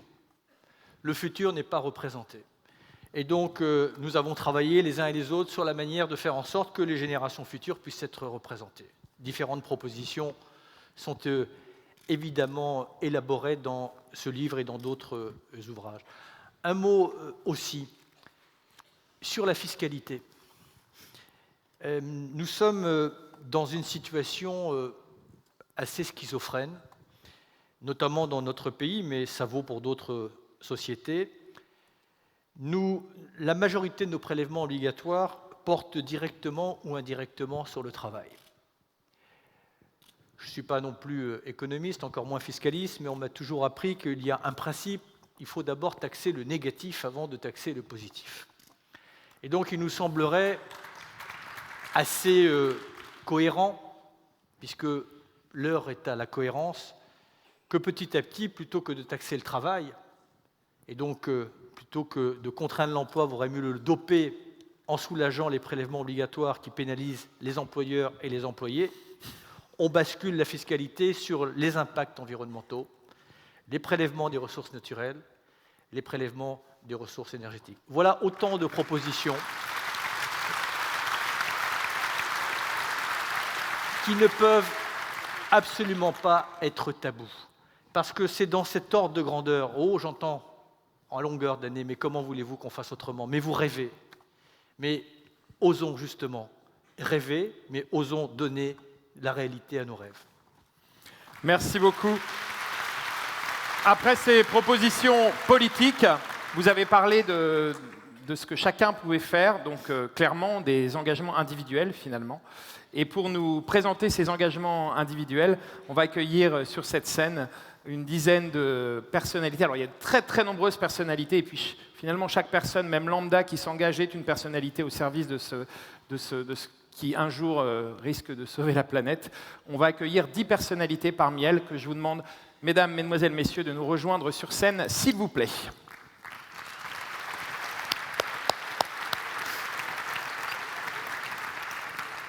Bienvenue à vous tous. Je vous en prie, venez. Voilà, vous avez déjà un micro, c'est formidable. Bienvenue. Je vous présente, mesdames et messieurs, si vous ne connaissez pas, le dessinateur Yak. Dessinateur, entre autres. Yak, premier engagement individuel. Pendant que vous vous installez sur scène, on va s'avancer tranquillement. Donc je milite, je m'implique pour le climat, je signe l'appel au chef d'État, j'appelle tout mon entourage à en faire de même, et ce soir, j'ose l'optimisme. Merci. La comédienne et auteure, Madame Annie Dupéret. Bienvenue.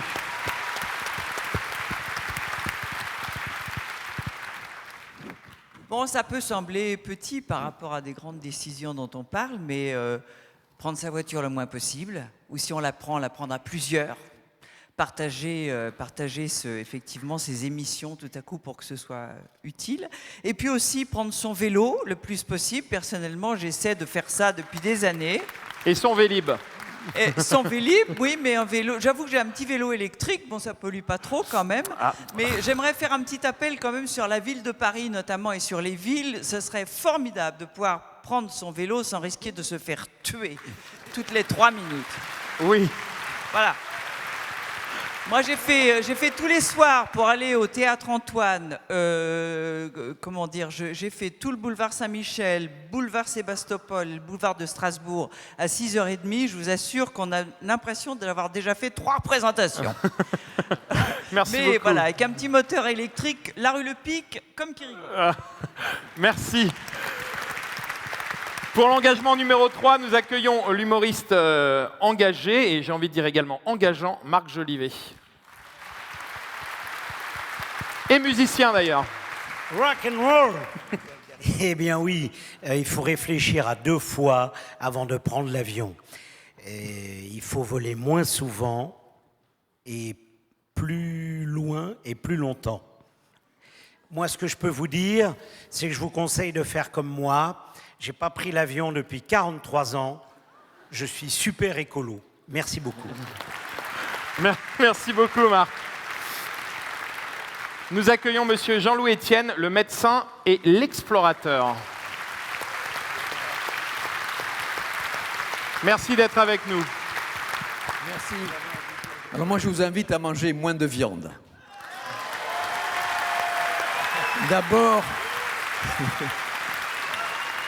D'abord, ça consomme beaucoup d'eau, ça consomme beaucoup d'engrais, ça consomme énormément de terrains agricoles qui seraient mieux destinés à faire une alimentation de prairies.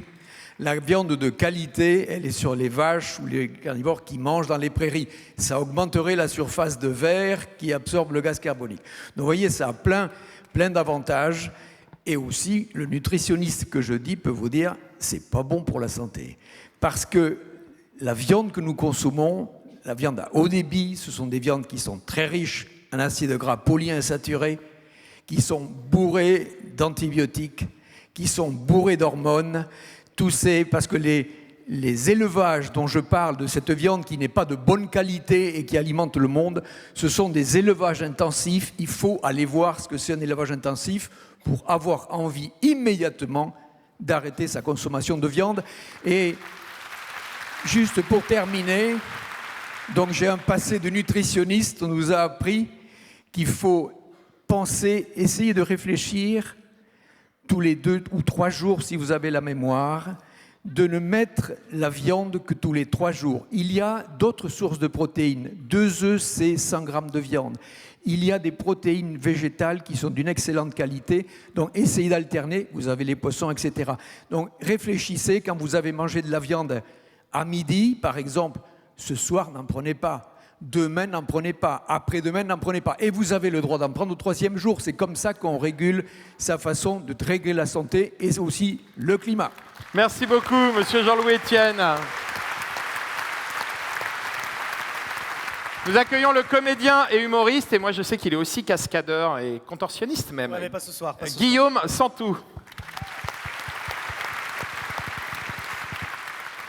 Donc là, moi, je suis là pour parler d'éviter et surtout d'arrêter le gaspillage alimentaire.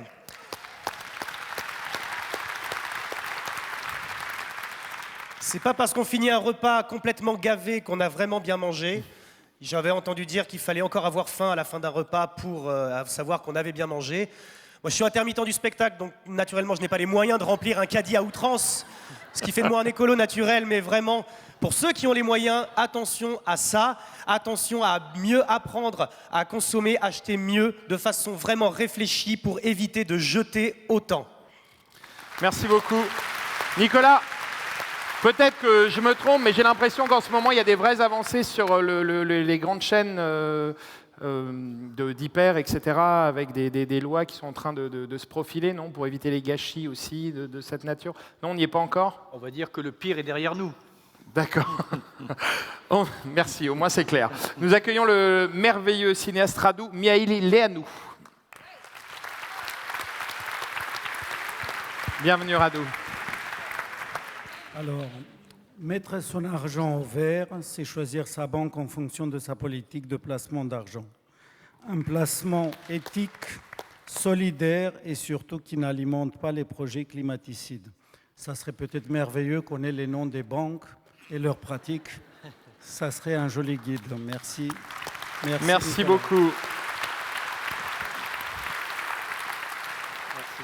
Alors, je cherche du regard Audrey, mais il n'y a pas d'Audrey. Ah, c'est vous, c'est notre nouvelle Audrey. Je vous en prie. Oui, non? Ah, Audrey, oui, c'est moi. Oui, ah, c'est toi, voilà. Voilà. Donc, Audrey Dana, mesdames et messieurs. T'as bien changé, Audrey, hein? Tiens. Merci beaucoup. Je suis Audrey Dana, je tiens à m'excuser. Je ne me suis pas changé. Il faut choisir une électricité 100% renouvelable. 100%. Merci. Merveilleux. Oui, non. Oui, Nicolas. Simplement garder à l'esprit ce que beaucoup de gens ignorent, c'est que vous pouvez choisir votre fournisseur d'électricité et qu'il se trouve que vous avez des fournisseurs. Ça ne veut pas dire que l'électricité que vous allez consommer chez vous va être de l'électricité venant des éoliennes ou du solaire, mais l'électricité que vous allez acheter sera produite par de l'énergie renouvelable et réinjectée dans le réseau. Donc on a le choix de votre fournisseur d'énergie et je ne veux pas faire de publicité aux uns et aux autres, mais vous trouverez facilement. Voilà, merci. Merci pour cette information. Nous accueillons M. Jean-François Clairvoy, astronaute de l'Agence spatiale européenne. Bonsoir. Vous l'avez vu de là-haut, elle est vraiment bleue, la planète, pour l'instant. Oui, et d'ailleurs, je dirai un mot juste après. D'accord. Mais je suis là pour agir et vous convaincre d'agir contre le gaspillage énergétique. Alors, je dois vous dire que j'ai été bien formaté pour ça, puisque nous avons en ce moment au-dessus de nos têtes la Station spatiale internationale, qui est habitée en permanence depuis 15 ans. Et je peux vous assurer que quand on est dans l'espace, on ne veut pas consommer chaque jour plus que ce que la nature nous donne. La seule source d'énergie dans l'espace, c'est le Soleil. Et depuis 15 ans, on n'a jamais amené un gramme d'énergie à la Station spatiale internationale pour qu'elle fonctionne en termes de besoin d'énergie. Donc quand on regarde la Terre, on ne peut pas s'empêcher, tout astronaute qui a regardé la Terre depuis l'espace ne peut pas s'empêcher de la comparer à notre vaisseau spatial. On la voit de nos propres yeux, elle est finie, isolée, au milieu d'une immensité de noir profond du cosmos. Elle est très belle, elle nous fait pleurer d'émotion tellement elle est belle. Et on se dit, mais la Terre, on ne peut pas lui prendre chaque jour plus que ce qu'elle nous offre. Et c'est comme ça qu'il faut raisonner. Et alors, la dominante est bleue, effectivement. Et je parraine le réseau Océan Mondial et une association Temana au Temoana en Polynésie. L'océan apparaît, vu de l'espace, comme le système de support-vie de la planète. Si on compare un vaisseau spatial, donc il y a les systèmes de propulsion, il n'y en a pas, c'est naturel, c'est comme nous. Hein. Une fois qu'on éteint les moteurs 8 minutes et demie après le décollage, on est en orbite pour toujours, sans allumer aucun moteur. Et c'est comme ça que nos satellites d'ailleurs, sans dépenser la moindre énergie, sondent l'atmosphère, l'océan et nous aident à comprendre le mécanisme, le fonctionnement du système Terre, notamment atmosphère-océan. Mais l'océan, c'est lui qui nous fournit la principale quantité d'oxygène qu'on respire, c'est mal connu, c'est lui le principal absorbeur du gaz carbonique, c'est lui qui régule le cycle de l'eau, de la température, et c'est une des principales sources de nourriture pour l'humanité. Donc, regardez la Terre comme un vaisseau spatial. Nous sommes tous membres d'équipage de ce même vaisseau spatial et ne consommons pas chaque jour plus que ce que la nature nous donne, qui est en fait, directement ou indirectement, le Soleil. Merci. Nicolas, vous vouliez dire quelque chose? Merci beaucoup. Jean-François Clairvoy. Quelqu'un m'avait dit un jour qu'il fallait qu'on passe d'une économie de cow-boy à une économie de cosmonaute. Et je pense que tu viens d'en faire l'illustration. Et puis je voudrais simplement dire que regardez ces hommes et ces femmes qui sont là, qui viennent discrètement, modestement, délivrer simplement un petit message. Ça simplement conforte ce que je vous disais tout à l'heure. Il y a aussi une humanité qui nous réconcilie avec elle. Donc je voulais simplement vous remercier d'être là les uns et les autres. Merci beaucoup. Je vais accueillir, il me semble que je vais accueillir Zazie maintenant. L'artiste Zazie, je vous en prie. Alors, agir pour la nature, c'est aussi faire ses premiers pas dans le bénévolat. Le bénévolat, c'est le truc un peu narcissique en fait, qui consiste à faire du bien aux autres, mais c'est très gratifiant aussi pour soi. Pour prendre l'air utile, c'est quoi prendre l'air utile? Alors moi qui suis un peu vaguement chanteuse, j'ai vraiment besoin d'air pour chanter, mais j'en ai aussi beaucoup besoin pour être inspirée. Donc soyons inspirés, osons. Merci beaucoup Zazie. Et enfin, nous accueillons l'incroyable cinéaste Luc Besson. Ça va.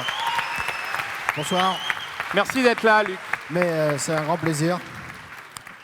Alors, une résolution, c'est celle de partager. Partager, Nicolas m'a dit une phrase il y a très longtemps, il a dit qu'il fallait qu'on passe de la société de l'avoir à la société de l'être. Voilà, avoir un peu moins et être un peu mieux. Donc partager, ça peut être une boîte à outils, ça peut être un appartement, une petite chambre, ça peut être une voiture, pas de Volkswagen, s'il vous plaît. Vous pouvez les jeter à la poubelle. Voilà, partager. D'abord, ça nous relie humainement. C'est déjà un bon point. Et puis, avoir un peu moins et on s'en porte pas plus mal, je crois, tout simplement. Voilà, je vous remercie. Et merci, Nicolas, beaucoup pour tout ce que tu fais pour nous.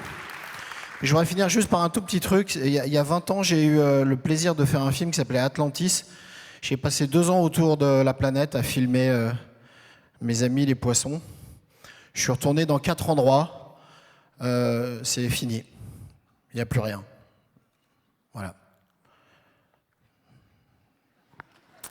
Eh bien, au moins c'est clair. Ouais, je crois. Malheureusement. Je n'ai pas osé aller dans les autres, pour être sincère. J'ai arrêté au bout du 4e. Parce que j'étais trop triste. Voilà, bonne soirée. Merci Luc pour ce message enthousiaste et plein d'espoir. Je vous remercie beaucoup, messieurs, dames. Il y a encore deux. Alors d'accord, donc venez monsieur, alors on m'a... Voilà, je vous en prie, bienvenue. Alors,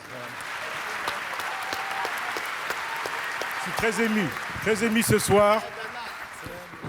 Nicolas, vous avez défendu l'Afrique. Encore vous, avec la machine, c'est foutu. Tandis que nous, il n'y avait pas de machine. Vous nous avez tout amené là-bas. Trop de pagaille. Les 5 grands du monde ont tué l'Afrique. Grâce à Nicolas Demain, nous avons pris conscience des dangers qui nous menacent. Grâce à Nicolas Demain, la sauvegarde de la biodiversité marine. Quand je prends le seul océan qu'on a, qui est la réserve mondiale de l'humanité, c'est l'océan Atlantique. L'océan des 3 continents, des 3 mers, des 3 océans, c'est l'Afrique. L'océan Indien, la Méditerranée, qui est le lac de paix, la Mare Nostrum qui commence à être pourrie déjà, de l'immigration. Hélas, Nicolas, vous avez longtemps réfléchi pour nous. Vous avez longtemps souffert pour nous, sans qu'on le dise.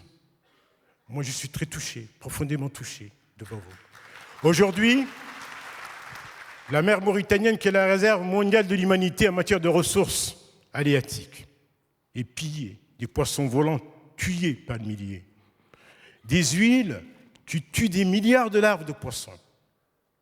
Qu'allons-nous manger demain, l'humanité, quand la Chine va consommer 2 fois, quand l'Afrique va consommer dans 25 ans 2 fois plus que la Chine par jour?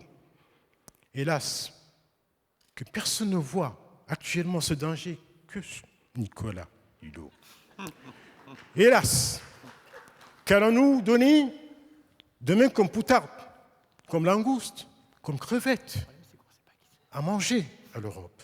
Vous qui avez des centaines de bateaux-usines qui pêchent dans les eaux du continent africain, qu'allons-nous vous donner à manger?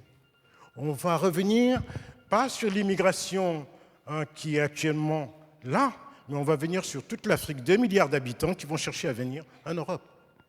Nicolas y a réfléchi. Il a réfléchi à cela. Hélas, aidez-nous à aider Nicolas Hulot. Aidons-nous à l'aider. Il souffre, il ne dort pas, il ne mange pas, il ne boit pas. Il souffre. Il faut l'aider. L'aider, c'est quoi? Créer une taxe innovante sur la sauvegarde de la biodiversité marine. Merci monsieur. Merci. Présentez-vous s'il vous plaît. Fadiga Moussa, président du Haut Conseil des Mauritaniens de l'étranger et président fondateur de Servir l'Afrique, ONG d'utilité publique. Merci beaucoup monsieur. Merci. Et enfin, Rufus, vous nous dites un mot? Non, ok. Merci beaucoup, je vous en prie. Retournez à vos places pour mieux revenir à la fin, pour célébrer ce qui sera la fin de notre soirée bientôt. Mais maintenant, nous passons à quelque chose de très important, puisqu'on est au cœur de l'action citoyenne, votre action, Nicolas. C'est le moment de l'appel, avec un site internet, donc www.osonsagirpourleclimat.org, avec à chaque fois des petits tirets, osons-agir-pour-le-climat.org. Cet appel, Nicolas, je vous laisse remettre votre oreillette et ensuite le passer.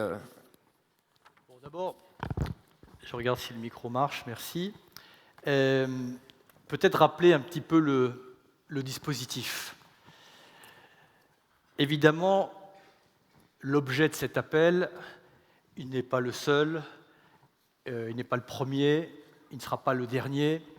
Nous avons conscience que ça peut sembler futile, insuffisant par rapport à l'ampleur du défi.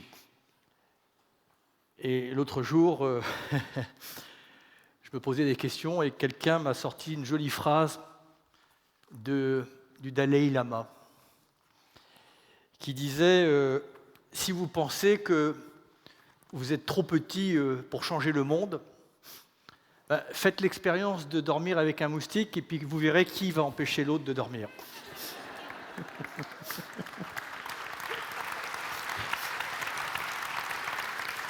Je dis ça parce que les engagements qu'on peut prendre, mais je veux être vraiment clair, c'est à la carte. On n'est pas là pour culpabiliser. Je ne vais pas donner des leçons alors que pour mobiliser pour le climat, j'ai pris l'avion plus que peut-être vous n'en prendrez dans toute votre vie. Mais ce qu'il faut, c'est se libérer des comportements compulsifs et impulsifs. Il faut briser ces automatismes. Il faut passer par le temps du choix, de l'évaluation, et puis rentrer dans un chemin de progression en fonction de ses disponibilités, sa faculté. Voilà. Et puis quand on nous donnera plus de choix, quand la volonté individuelle rencontrera, j'espère, enfin l'organisation collective, et bien là, on pourra aller beaucoup plus vite et beaucoup plus loin. Donc le deal, c'est, oui, on prend des engagements, c'est important, on l'a déjà fait dans les petits gestes, en France et ailleurs. Là, les engagements, on passe quand même à une hauteur un peu plus importante, mais pour l'instant, on peut guère faire plus, mais on peut en inventer. Et puis, l'objet de l'appel, c'est de se tourner vers les chefs d'État. Parce qu'il y a des négociateurs qui, je l'espère, gardent espoir, mais à leur place, je serais déprimé, parce que quand vous voyez la complexité du texte, la préparation, l'énergie, mais en même temps, leur marge de manœuvre, elle est proportionnelle à l'espace que leur chef, leur patron leur donne. Et les patrons, ce sont les chefs d'État. Et là, il faut le dire, au moment particulier, au moment où peut-être enfin l'humanité va mériter son nom d'humanité, au sens grec du terme, humanitas, la solidarité, eh bien c'est à eux d'écrire l'histoire. Mais chacun sait que l'audace, le courage, est proportionnel au mouvement, à l'expression des citoyens. Et donc c'est à chacun d'entre nous de les interpeller. Et c'est pour ça que là, comme nous sommes nombreux à prendre des initiatives, il faut qu'il y en ait certaines qui convergent pour faire masse. Et aujourd'hui, nous avons lancé cet appel et par un certain nombre de dispositifs dont on va parler tout à l'heure. Ce n'est pas une science exacte, mais ça a l'air à peu près de commencer à prendre. Est-ce que ça servira à quelque chose? J'en sais rien, mais au moins ne nous réveillons pas avec la gueule de bois en se disant « on n'a rien fait ». Le 29 novembre, il y a la marche pour le climat. Ça aussi, c'est un engagement que l'on peut prendre. On va appeler Juliette Rousseau pour nous en parler dans un instant. Juliette, vous pouvez venir avec nous, tandis que vous pouvez, je vous en prie, Nicolas, continuer. Voilà. Donc, simplement, ce qui est important, c'est nous prenons nos engagements, mais plus important encore, nous demandons aux chefs d'État de mettre en œuvre un certain nombre d'instruments qui sont des préalables incontournables si nous voulons être crédibles. Voilà. Si nous voulons réussir les engagements, les objectifs, si nous voulons rétablir les équilibres climatiques, si nous voulons enfin que la planète soit un espace de solidarité, sans ces mesures, tout le reste, pour moi, resteront des rêves irréalisés. Mais maintenant, on peut revenir effectivement à ce moment très particulier et je ne vais pas vous voler la parole sur cette journée-là. Juliette Rousseau, vous êtes coordinatrice de la coalition Climat 21 et il se passe des choses en décembre. Donc vous allez nous en parler. Oui, voilà. Bonsoir. Alors, je représente la coalition Climat 21, qui est le rassemblement de la société civile qui prépare des mobilisations citoyennes en décembre. Alors, on a entendu beaucoup de chiffres ce soir et ça m'a mis un peu la pression parce que moi, les chiffres, c'est pas trop ma spécialité. Mais je me suis dit, je vais me prêter à l'exercice et je vais essayer d'en sortir quelques-uns moi aussi. Alors, le premier, c'est 400 000. 400 000, c'est le nombre de personnes qui sont descendues dans la rue le 21 septembre dernier à New York pour manifester leur volonté et leur exigence de véritable politique climatique. Deuxième chiffre, 160 000. 160 000, c'est le nombre de personnes en France qui ont participé à des alternatives, des villages d'alternatives au réchauffement climatique. Preuve, s'il en est, qu'aujourd'hui, un mouvement populaire pour le climat est bien en train d'apparaître. Deux chiffres de plus, le 29 et le 12. Le 29 et le 12 novembre, 12 décembre. Voilà, le 29 novembre et le 12 décembre, en tant que coalition Climat 21, donc je le rappelle, 130 organisations de la société civile, des syndicats, des ONG, dont la Fondation Nicolas Hulot, des ONG environnementales, des ONG de solidarité, des mouvements sociaux, des mouvements d'éducation, toute une diversité, toute la vivacité aujourd'hui de la société civile en France, vous invite donc à ces 2 dates. Le 29 novembre, ça sera une manifestation à Paris, une marche pour le climat, qui aura un écho dans plus de 40 capitales dans le monde. Alors, on m'a dit, il faut que je cite 3 villes, et on a essayé de prendre un petit éventail. J'essaie de me rappeler, Johannesburg, Kuala Lumpur, São Paulo, elle est une 4e, Berlin. En fait, 40 villes, et on a encore des manifestations tous les jours qui apparaissent, donc un gros moment mondial, le week-end des 28 et 29 novembre. Nicolas en parlait tout de suite, rejoignez-nous dans la rue, venez avec nous manifester à la fois notre inquiétude et notre détermination. Et le 12 décembre, à nouveau à Paris, pour une journée d'action et de mobilisation. Et là encore, l'objectif pour nous, c'est de montrer à la fois notre diversité, dans toutes nos approches et toutes nos sensibilités sur la question du climat, et notre détermination à avoir enfin de vraies politiques en faveur de la lutte contre le réchauffement climatique. Merci. Merci beaucoup, Juliette. Merci.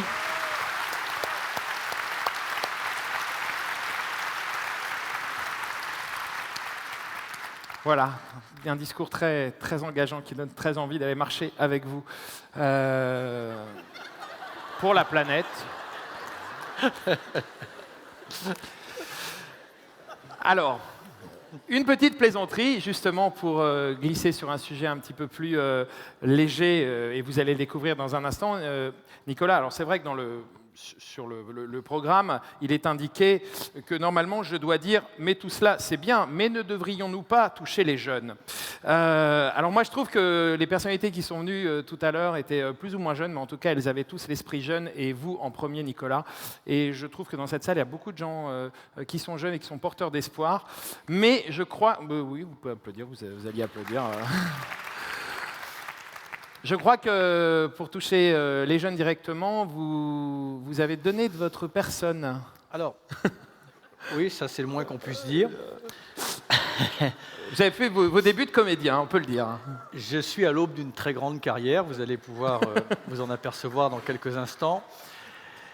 D'abord, ce que je voulais dire, c'est que la jeunesse se mobilise dans les universités, dans les facultés, dans les écoles, mais un sondage récent nous montre qu'il va falloir aller plus loin, puisque récemment, un sondage montre que simplement 13% des jeunes, selon ce sondage, sont familiers avec ce qui va se passer à Paris et ce qui va se jouer à Paris. Au prétexte que les jeunes sont préoccupés par des difficultés beaucoup plus palpables, concrètes et quotidiennes, on peut comprendre cette forme de distance ou de désintérêt, au prétexte que pour eux, ça n'est pas forcément un enjeu qu'ils visualisent bien, au prétexte qu'ils n'ont pas de responsabilité dans la situation. Mais le message que je lance et que nous lançons tous ensemble, c'est qu'il faut que les jeunes prennent aussi en main leur destin et se manifestent. Alors, il faut qu'ils se mobilisent, il faut qu'ils fassent preuve de créativité, ils savent très bien utiliser les réseaux sociaux, parfois pour des choses un peu futiles, tant mieux, mais on peut peut-être aussi utiliser cette créativité pour des choses essentielles. Et comme les jeunes, vous l'avez remarqué, se sont emparés des réseaux sociaux pour en faire leur univers, dans lequel nous sommes un peu, c'est le moins qu'on puisse dire, étrangers, et vous en avoir la démonstration tout de suite. Je pense que le mieux, c'était de confier aux jeunes, dès lors qu'ils étaient demandeurs, la réalisation de cette mobilisation et de cette communauté du web, comme l'on dit, sont spontanément venus me proposer leur aide. Alors, c'est cette communauté du web dont vous parlez, Nicolas, et on va les accueillir tout de suite. Il faut juste préciser que ce dont on va parler et ce qu'on va voir, en l'espace de 9 heures, a fait déjà 500 000 vues sur Internet. 500 000 vues en 9 heures.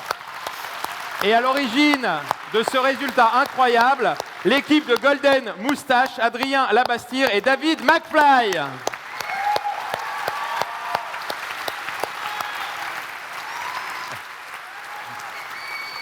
Vous avez un micro. Bienvenue, messieurs. Bienvenue. Tiens, prends-toi un micro, s'il marche. Alors, qu'est-ce que vous lui avez fait? Qu'est-ce qui s'est passé? C'est vous qui êtes à l'origine de ça, en fait? Ouais, en fait, on a été contacté en fait, par la Fondation Nicolas Hulot et Havas, par Charlotte, qui sont venus nous voir en disant voilà, on a un message très important, mais un peu technique à faire passer aux jeunes, et on ne sait pas exactement comment les toucher de manière massive. Et nous, pour nous présenter rapidement, Golden Moustache, en fait, on est un site web qui fait des contenus marrants, des vidéos rigolotes. Et on leur a dit, ça tombe bien parce que c'est notre métier de faire ça. Et on le fait souvent, en fait, ou pour nous, on le fait pour des marques, par exemple. Mais là, on s'est dit que c'était qu'on avait envie de le faire pour quelque chose d'important et qu'on avait envie de le faire bénévolement, évidemment, pour une cause qui nous touche. Donc ce qu'on a proposé à Nicolas, c'était de venir nous rencontrer. On a essayé de rassembler tous les gens qu'on connaît qui sont influents sur Internet. On a fait venir des journalistes de Mademoiselle, par exemple, même des annonceurs hyper innovants comme Michel Augustin. On a fait venir des gens des plateformes, de Twitter, qui nous ont beaucoup aidés, de YouTube. Et surtout, on a fait venir les talents de YouTube. Je ne sais pas si vous les connaissez, mais en tout cas sur la population des moins de 30 ans, ils sont très connus. Et Nicolas nous a parlé pendant 2 heures. Et en fait, on a tous été, on a été touchés, on a été bouleversés. Et on s'est dit que c'était une cause qui était peut-être la cause de notre génération. Et je suis incapable d'en parler dans les mêmes termes techniques que tous les gens qui nous ont précédés, mais de manière simple, on s'est dit que quelles que soient les causes qui nous tiennent à cœur, celle-ci était la cause suprême qui conditionnait toutes les autres. Et que du coup, ce qu'on faisait tous les jours, c'est-à-dire faire des vidéos marrantes ou sur d'autres sujets, sur YouTube, qui font beaucoup de vues, on pouvait le faire pour cette cause-là, en mobilisant tout le monde. Donc on s'est dit qu'on allait faire une vidéo. Et le principe, je ne sais pas si vous allez beaucoup sur YouTube, mais ce qui marche bien, c'est ce qui est spectaculaire ou ce qui est très émotionnel, mais surtout ce qui est marrant. Donc on s'est dit qu'on allait écrire une vidéo marrante et proposer à Nicolas de voir s'il oserait jouer le jeu. Est-ce qu'il irait dans l'extrême comme il l'a fait tout au long de sa vie? Et donc on a écrit la vidéo dont David va vous parler juste après. David, c'est le directeur artistique de Golden Moustache. Et on lui a passé le texte et il a dit oui. Et on s'est dit, il est fou. et ça nous a tellement touché qu'il ait le courage de mettre son image en jeu dedans, que ça nous a donné une sorte de motivation extrême. Et on a tous bossé dessus. Je tiens juste à remercier en fait tous les talents du web qui ont fait partie de cette aventure. Il y en a beaucoup. Et toute l'équipe de production qui a travaillé bénévolement aussi dessus. C'est des gens qui se sont défoncés, David le premier, absolument gratuitement et qui ont tout donné. Donc j'ai laissé du coup David vous en parler un peu plus, mais juste les chiffres qu'on vous a donnés tout à l'heure sont faux. Sur Facebook par exemple, tout simplement aujourd'hui en moins de 12 heures, on a fait 1,3 million de vues. Ah oui, c'est parce que les compteurs Facebook ne sont pas dans les compteurs YouTube, etc. Sur YouTube, je ne sais pas où on est, mais on n'a jamais vu des résultats pareils. La vidéo est en train d'être piratée par d'autres sites qui absorbent le contenu pour le mettre sur leur propre player, ce qui veut dire avec des mots simples que c'est extrêmement viral. Donc voilà, on est hyper contents. On va le montrer après. Tu veux dire quelque chose, David? Simplement pour dire que comment ruiner une crédibilité conquise pendant 30 ans en l'espace de quelques heures. 5 minutes. Vous l'avez fait. Messieurs, on regarde votre chef-d'œuvre. Et donc, David. j'allais prendre la parole, vu que tu me laisses prendre la parole. Oui, je te demande si tu veux parler. Ça doit être tes chaussures en algues qui te montent à la tête. Écoute, moi, je porte pas des Adidas. Je sais pas où elles ont été construites. Non, mais je voulais dire un mot quand même pour l'écriture et tout ce qui s'est passé avec Nicolas, parce que c'est vrai que quand on a appris la team d'auteurs de Golden Moustache que Nicolas Hulot allait venir, on était tous super excités de bosser avec lui, parce que voilà, Nicolas Hulot, c'est toute notre enfance, c'est quand même le mec qui a inventé les gels douche. C'est fou, quoi. Et du coup, ce qui m'a un peu frappé quand voilà, j'ai pu enfin parler avec lui, ce qui m'a vraiment sauté aux yeux, c'est de voir à quel point il était nul en Internet, quoi. Vraiment, rien, quoi. Je pense que le dernier site qu'il avait dû consulter commençait par 3615, voilà, donc à peu près pour dire une référence. Mais du coup, on a dû lui expliquer tout ce qu'on voulait faire, les talents qu'on voulait mettre et les gags qu'on voulait faire. Ça n'a pas été facile, mais il a écouté vraiment avec l'esprit ouvert et il a vraiment tout accepté, même s'il y a eu un passage un peu marrant, c'est quand il a fallu expliquer qui était Bat et Gaël. Alors, qui connaît Bat et Gaël dans la salle? Vous pouvez lever la main? Ok, juste un test. Qui connaît Alain Gillot-Pétré dans la salle? Ok, donc un public du 3e âge. Cool. Vous allez kiffer la vidéo, hein, vraiment. Bon, Bat et Gaël, je vais vous expliquer comme je l'ai expliqué à Nicolas, et c'est mon rêve de pouvoir le faire ici au Grand Rex. Bat et Gaël, c'est 2 humoristes sur Internet qui font des très très bonnes blagues, qui sont brillants et qui cartonnent, et qui font des blagues essentiellement basées sur les proutes. Merci à vous. Voilà ce qui s'est passé, donc, un moment gênant comme ce qui vient de se dérouler. Mais Nicolas a accepté parce qu'il y a quand même quelque chose, c'est qu'il a décidé de mettre son image de côté et de prendre un risque qui est très rare en France parce que vraiment les personnalités en général se prennent très au sérieux. Et il a pris ce risque et c'est beau et on peut lui dire bravo pour ça parce que ce qui est plus important que son intérêt personnel, c'est la cause pour laquelle il se bat. Donc ça, c'est très très bien. Merci Nico. Je vais aller très vite après, parce que j'ai des blagues, mais elles sont moins bien. Là, ça a bien marché jusque-là, donc je vais laisser passer les autres blagues. Juste, je vais remercier tous les gens qui ont travaillé sur cette vidéo avec moi, parce que je ne l'ai pas du tout faite toute seule, accordée en genre en nombre. Voilà, il y a des gens qui ont travaillé bénévolement, ils le font ni pour l'argent ni pour la gloire, mais quand même c'est normal de citer leur nom. J'aimerais qu'on applaudisse Valentin Vincent qui a écrit la vidéo avec moi, Lucien Men, Clémence Bodoc de mademoiselle.com, Nathan Henton qui l'a réalisé et plein d'autres gens après à la post-prod et tout, mais je voulais citer ces gens-là absolument. Si vous n'avez pas toutes les références, vos enfants les ont, donc si vous rentrez à la maison, vous demandez. Et j'espère que ça va vous plaire. En tout cas, ça cartonne sur Internet. Le site a cassé d'ailleurs. On a cassé le site de la Fondation Hulot. Oui, ils ont explosé les serveurs à midi. Ouais. On a explosé les serveurs parce que trop de signatures. J'espère que ça va être réparé. Et merci à tous. Bonsoir. Et maintenant, on découvre le film où on le redécouvre si vous l'avez déjà vu. Salut à tous, je ne sais pas si vous avez remarqué, mais on nous bassine à longueur d'année avec les changements climatiques. Franchement, 2 degrés, ça casse pas 3 pattes à un canard. Hein. Négatif. Parce que 2 degrés sur la planète entière, ça va être une situation catastrophique. La fonte des glaces va faire disparaître des îles et des côtes entières. Ça va pas? Je fais pas comme il faut? Non, c'est bien de s'inspirer de ce qui se fait sur Internet, hein, c'est pas une mauvaise idée. Si, c'est clairement une mauvaise idée. Et puis surtout, Dave l'a déjà fait. Bon, Nicolas a fait appel à nous pour qu'on trouve quelque chose d'original pour sensibiliser Internet. C'est pas pour faire un lip dub. En fait, je pense que ce qui nous manque, c'est quelque chose de visuellement puissant, vous voyez? Un truc badass, quoi. Badass. Ouais, badass. C'est méchant cul.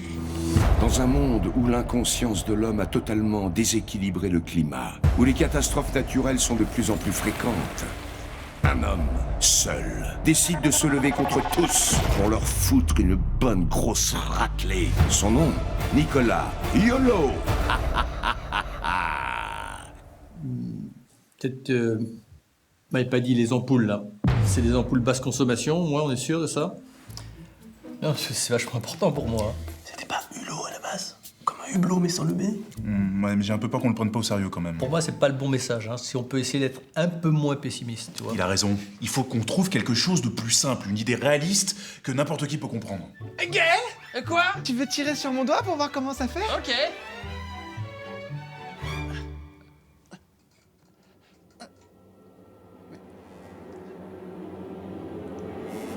Bat?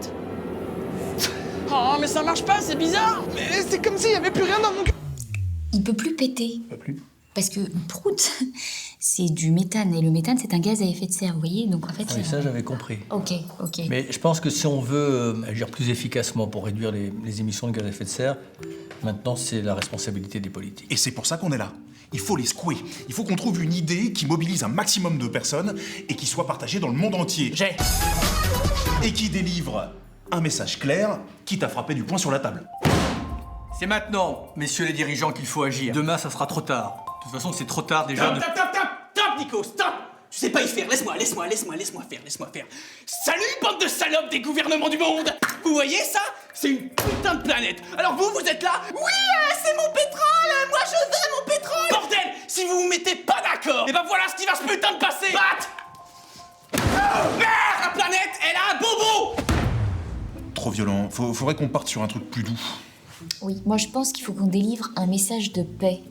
Ouais. Gaël? Quoi? Non. Ah bon? D'autant qu'on n'a toujours pas parlé de la pétition. Pour ça, j'ai ma petite idée. Salut à tous, c'est Kayane. Aujourd'hui, on va tester un tout nouveau personnage dans Street Fighter, Captain Cop 21, et je suis avec son créateur, Nicolas Hulot. Salut. Alors, explique-moi les coups spéciaux de ce nouveau personnage. C'est simple. Avant, arrière, plus R2, et là il sort une pétition. Tu veux dire des munitions? Non.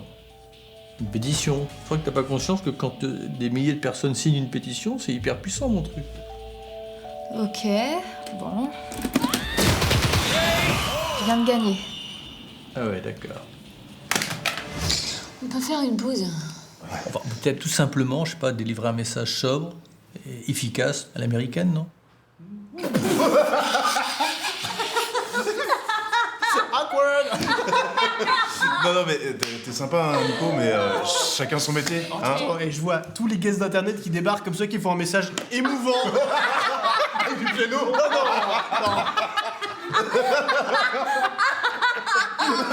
Non. 2 secondes, regardez. Bonjour, bienvenue dans un message sobre et efficace à l'américaine. Pour l'occasion d'ailleurs, j'ai mis une moustache et un béret à la française.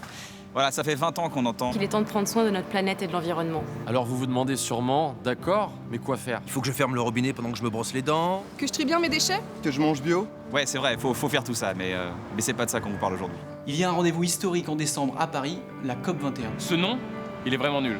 Mais bon. Tous les chefs d'État du monde vont se réunir pour prendre des décisions sur le climat. C'est une occasion en or pour leur rappeler Qui les a élus et pourquoi ils sont à ce poste? De quoi ont-ils le plus peur? De ne pas se faire réélire. Comment faire pression? En signant la pétition. On signe. Plus nous serons nombreux, Plus nos chefs d'État seront obligés de faire bouger les choses. Alors évidemment, certains diront ce n'est pas mon combat ou... moi je signe jamais les pétitions. Franchement, c'est un principe de merde si t'as ça dans ta vie. Moi, je signe jamais les pétitions. Ou alors je ne sais pas trop quoi penser de ce Nicolas Hulot. Là n'est pas la question. L'enjeu est d'une importance capitale. Et bien au-dessus des opinions politiques. Des affinités pour telle ou telle personne ou des opinions personnelles. L'enjeu est d'enfin s'unir pour dire d'une seule voix. C'est votre dernière chance de nous prouver qu'on ne vous a pas élus pour rien. Ce n'est plus l'avenir qui se décide, c'est le présent. Nous pouvons reprendre notre destin en main. N'ayons pas peur. Osons. Faites entendre votre voix. Chaque signature compte. Chaque voix compte.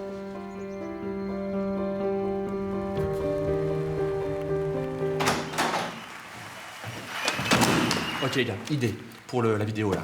Un mec, il vient du futur, il remonte le temps. Avec quoi? Une machine pour remonter le temps. Vous suivez? Ok.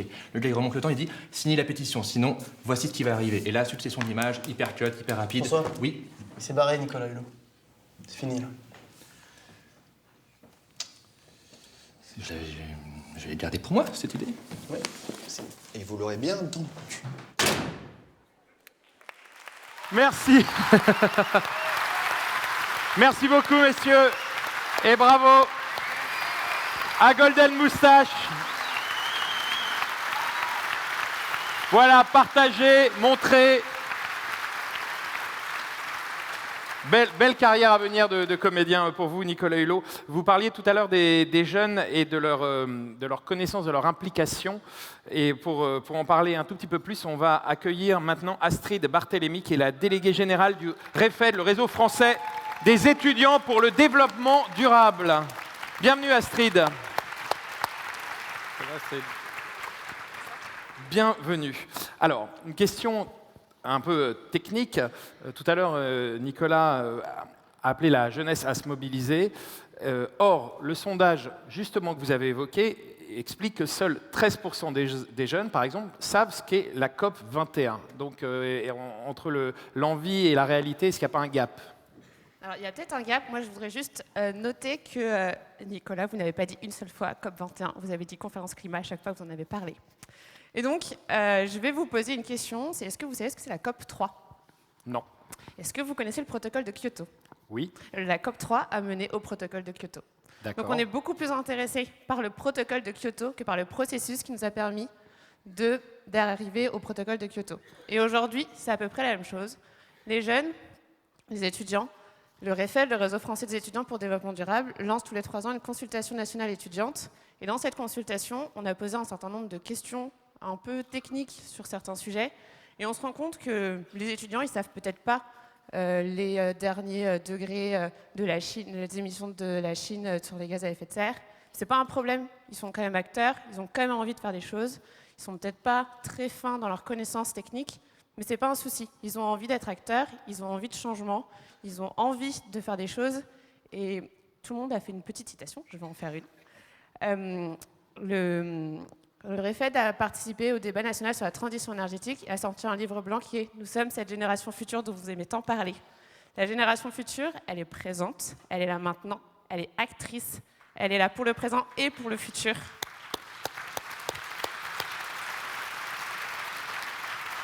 Merci beaucoup Astrid pour ces mots pleins d'espoir. Vous allez rester avec nous et nous allons appeler les intervenants qui sont venus ce soir sur scène. Et nous allons... Si je peux continuer sur la mobilisation. Ah mais allez-y, Parce continuez. qu'on parle beaucoup de la mobilisation. Continuez Astrid, avec On parle plaisir. beaucoup de la mobilisation. Il y a énormément de choses qui sont dites, il y a énormément de choses qui ont été dites. Il se trouve qu'il y a la COP 21. Il se trouve qu'il y a une mobilisation citoyenne assez importante. Il se trouve surtout qu'il y a une mobilisation jeune absolument incroyable. Je ne sais pas si vous avez entendu parler de la conférence des jeunes, la COY, pour Conference of Youth, parce qu'il faut bien l'avoir en anglais aussi, sinon c'est pas drôle.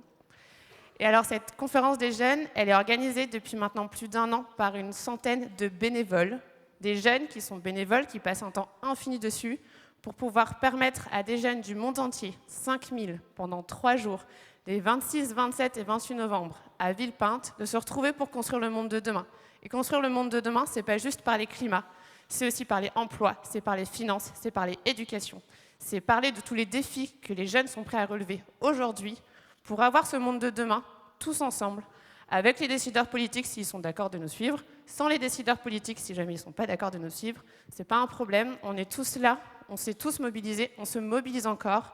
On a de la mobilisation qui arrive en masse, des jeunes de partout qui veulent participer à cet événement. C'est bien ça la preuve que, certes, seulement 13% des jeunes savent ce que c'est la COP 21 aujourd'hui en France, sauf que je peux vous dire qu'il y en a beaucoup plus qui se mobilisent aujourd'hui et qui sont déjà acteurs. Merci beaucoup Astrid Barthélémy. Nicolas. Non, simplement avant que tout le monde nous rejoigne sur scène, parce que je manque à tous mes égards, à tous mes devoirs, pardon, remercier l'équipe de la Fondation Nicolas Hulot qui a organisé tout ce dispositif. Remercier l'agence Avaz qui nous accompagne bénévolement. Remercier tous celles et ceux qui sont venus modestement, discrètement nous encourager. Vous encourager évidemment à encourager d'autres à signer cet appel. Et je voudrais simplement dire que nous devons collectivement oser la sobriété, l'humilité et la solidarité. Merci beaucoup. Merci Nicolas Hulot. Le site internet osonsagirpourleclimat.org, osonsagirpourleclimat.org. Votre livre, évidemment, dont tous les bénéfices vont directement à la Fondation. Donc, vous l'avez dit, 4,90 €. Bon, vous pouvez laisser 5, vous défiscaliserez 10 centimes de plus. Vous pouvez directement payer aux îles Caïmans. Pardon. Via des sociétés offshore qui sont... Voilà. On va, pour vraiment... se dire le ozon de fin, accueillir sur scène les intervenants d'aujourd'hui, les personnalités, Golden Moustache, les comédiens, les cinéastes, toutes les personnes qui sont venues avec nous. Venez, je vous en prie, les responsables d'organismes. Madame Barbu, notre représentante de l'ONU, les gens de la Fondation Nicolas Hulot qui nous ont aidés dans ce travail. Monsieur Santou, Zazie, Luc Besson, Radou Miailianou, Monsieur Jolivet, voilà. Je vous en prie, venez avancer sur le devant de la scène, messieurs, dames. Venez, avancez, avancez. Allez. Yac. Et Chaka Ponk. Et aussi Marco Le Prince, voilà. C'est un plaisir de te revoir.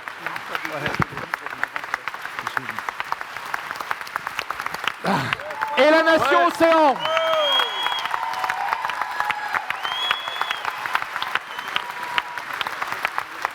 Alain, viens. Alain Bougrain-Dubourg.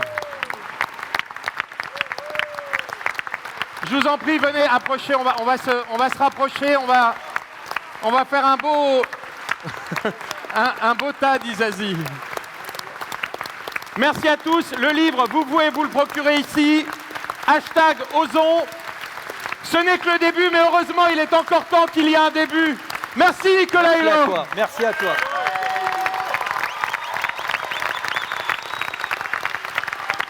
Merci.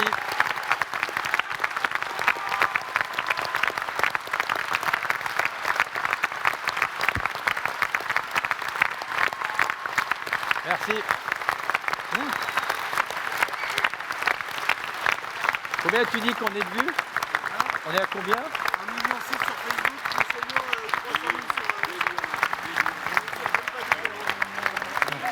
Oui. Merci, bonsoir.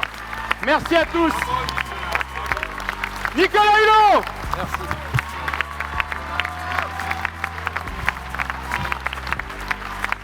Lui, il t'aime, hein? Ouais, Ah, lui, il t'aime. il sait combien j'aime l'Afrique. Allez. Bon. Merci, rentrez bien à Vélib.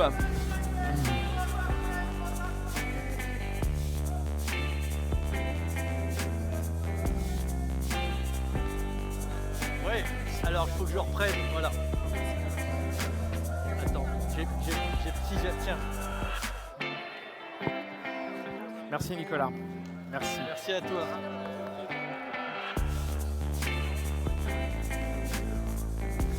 Oui, c'était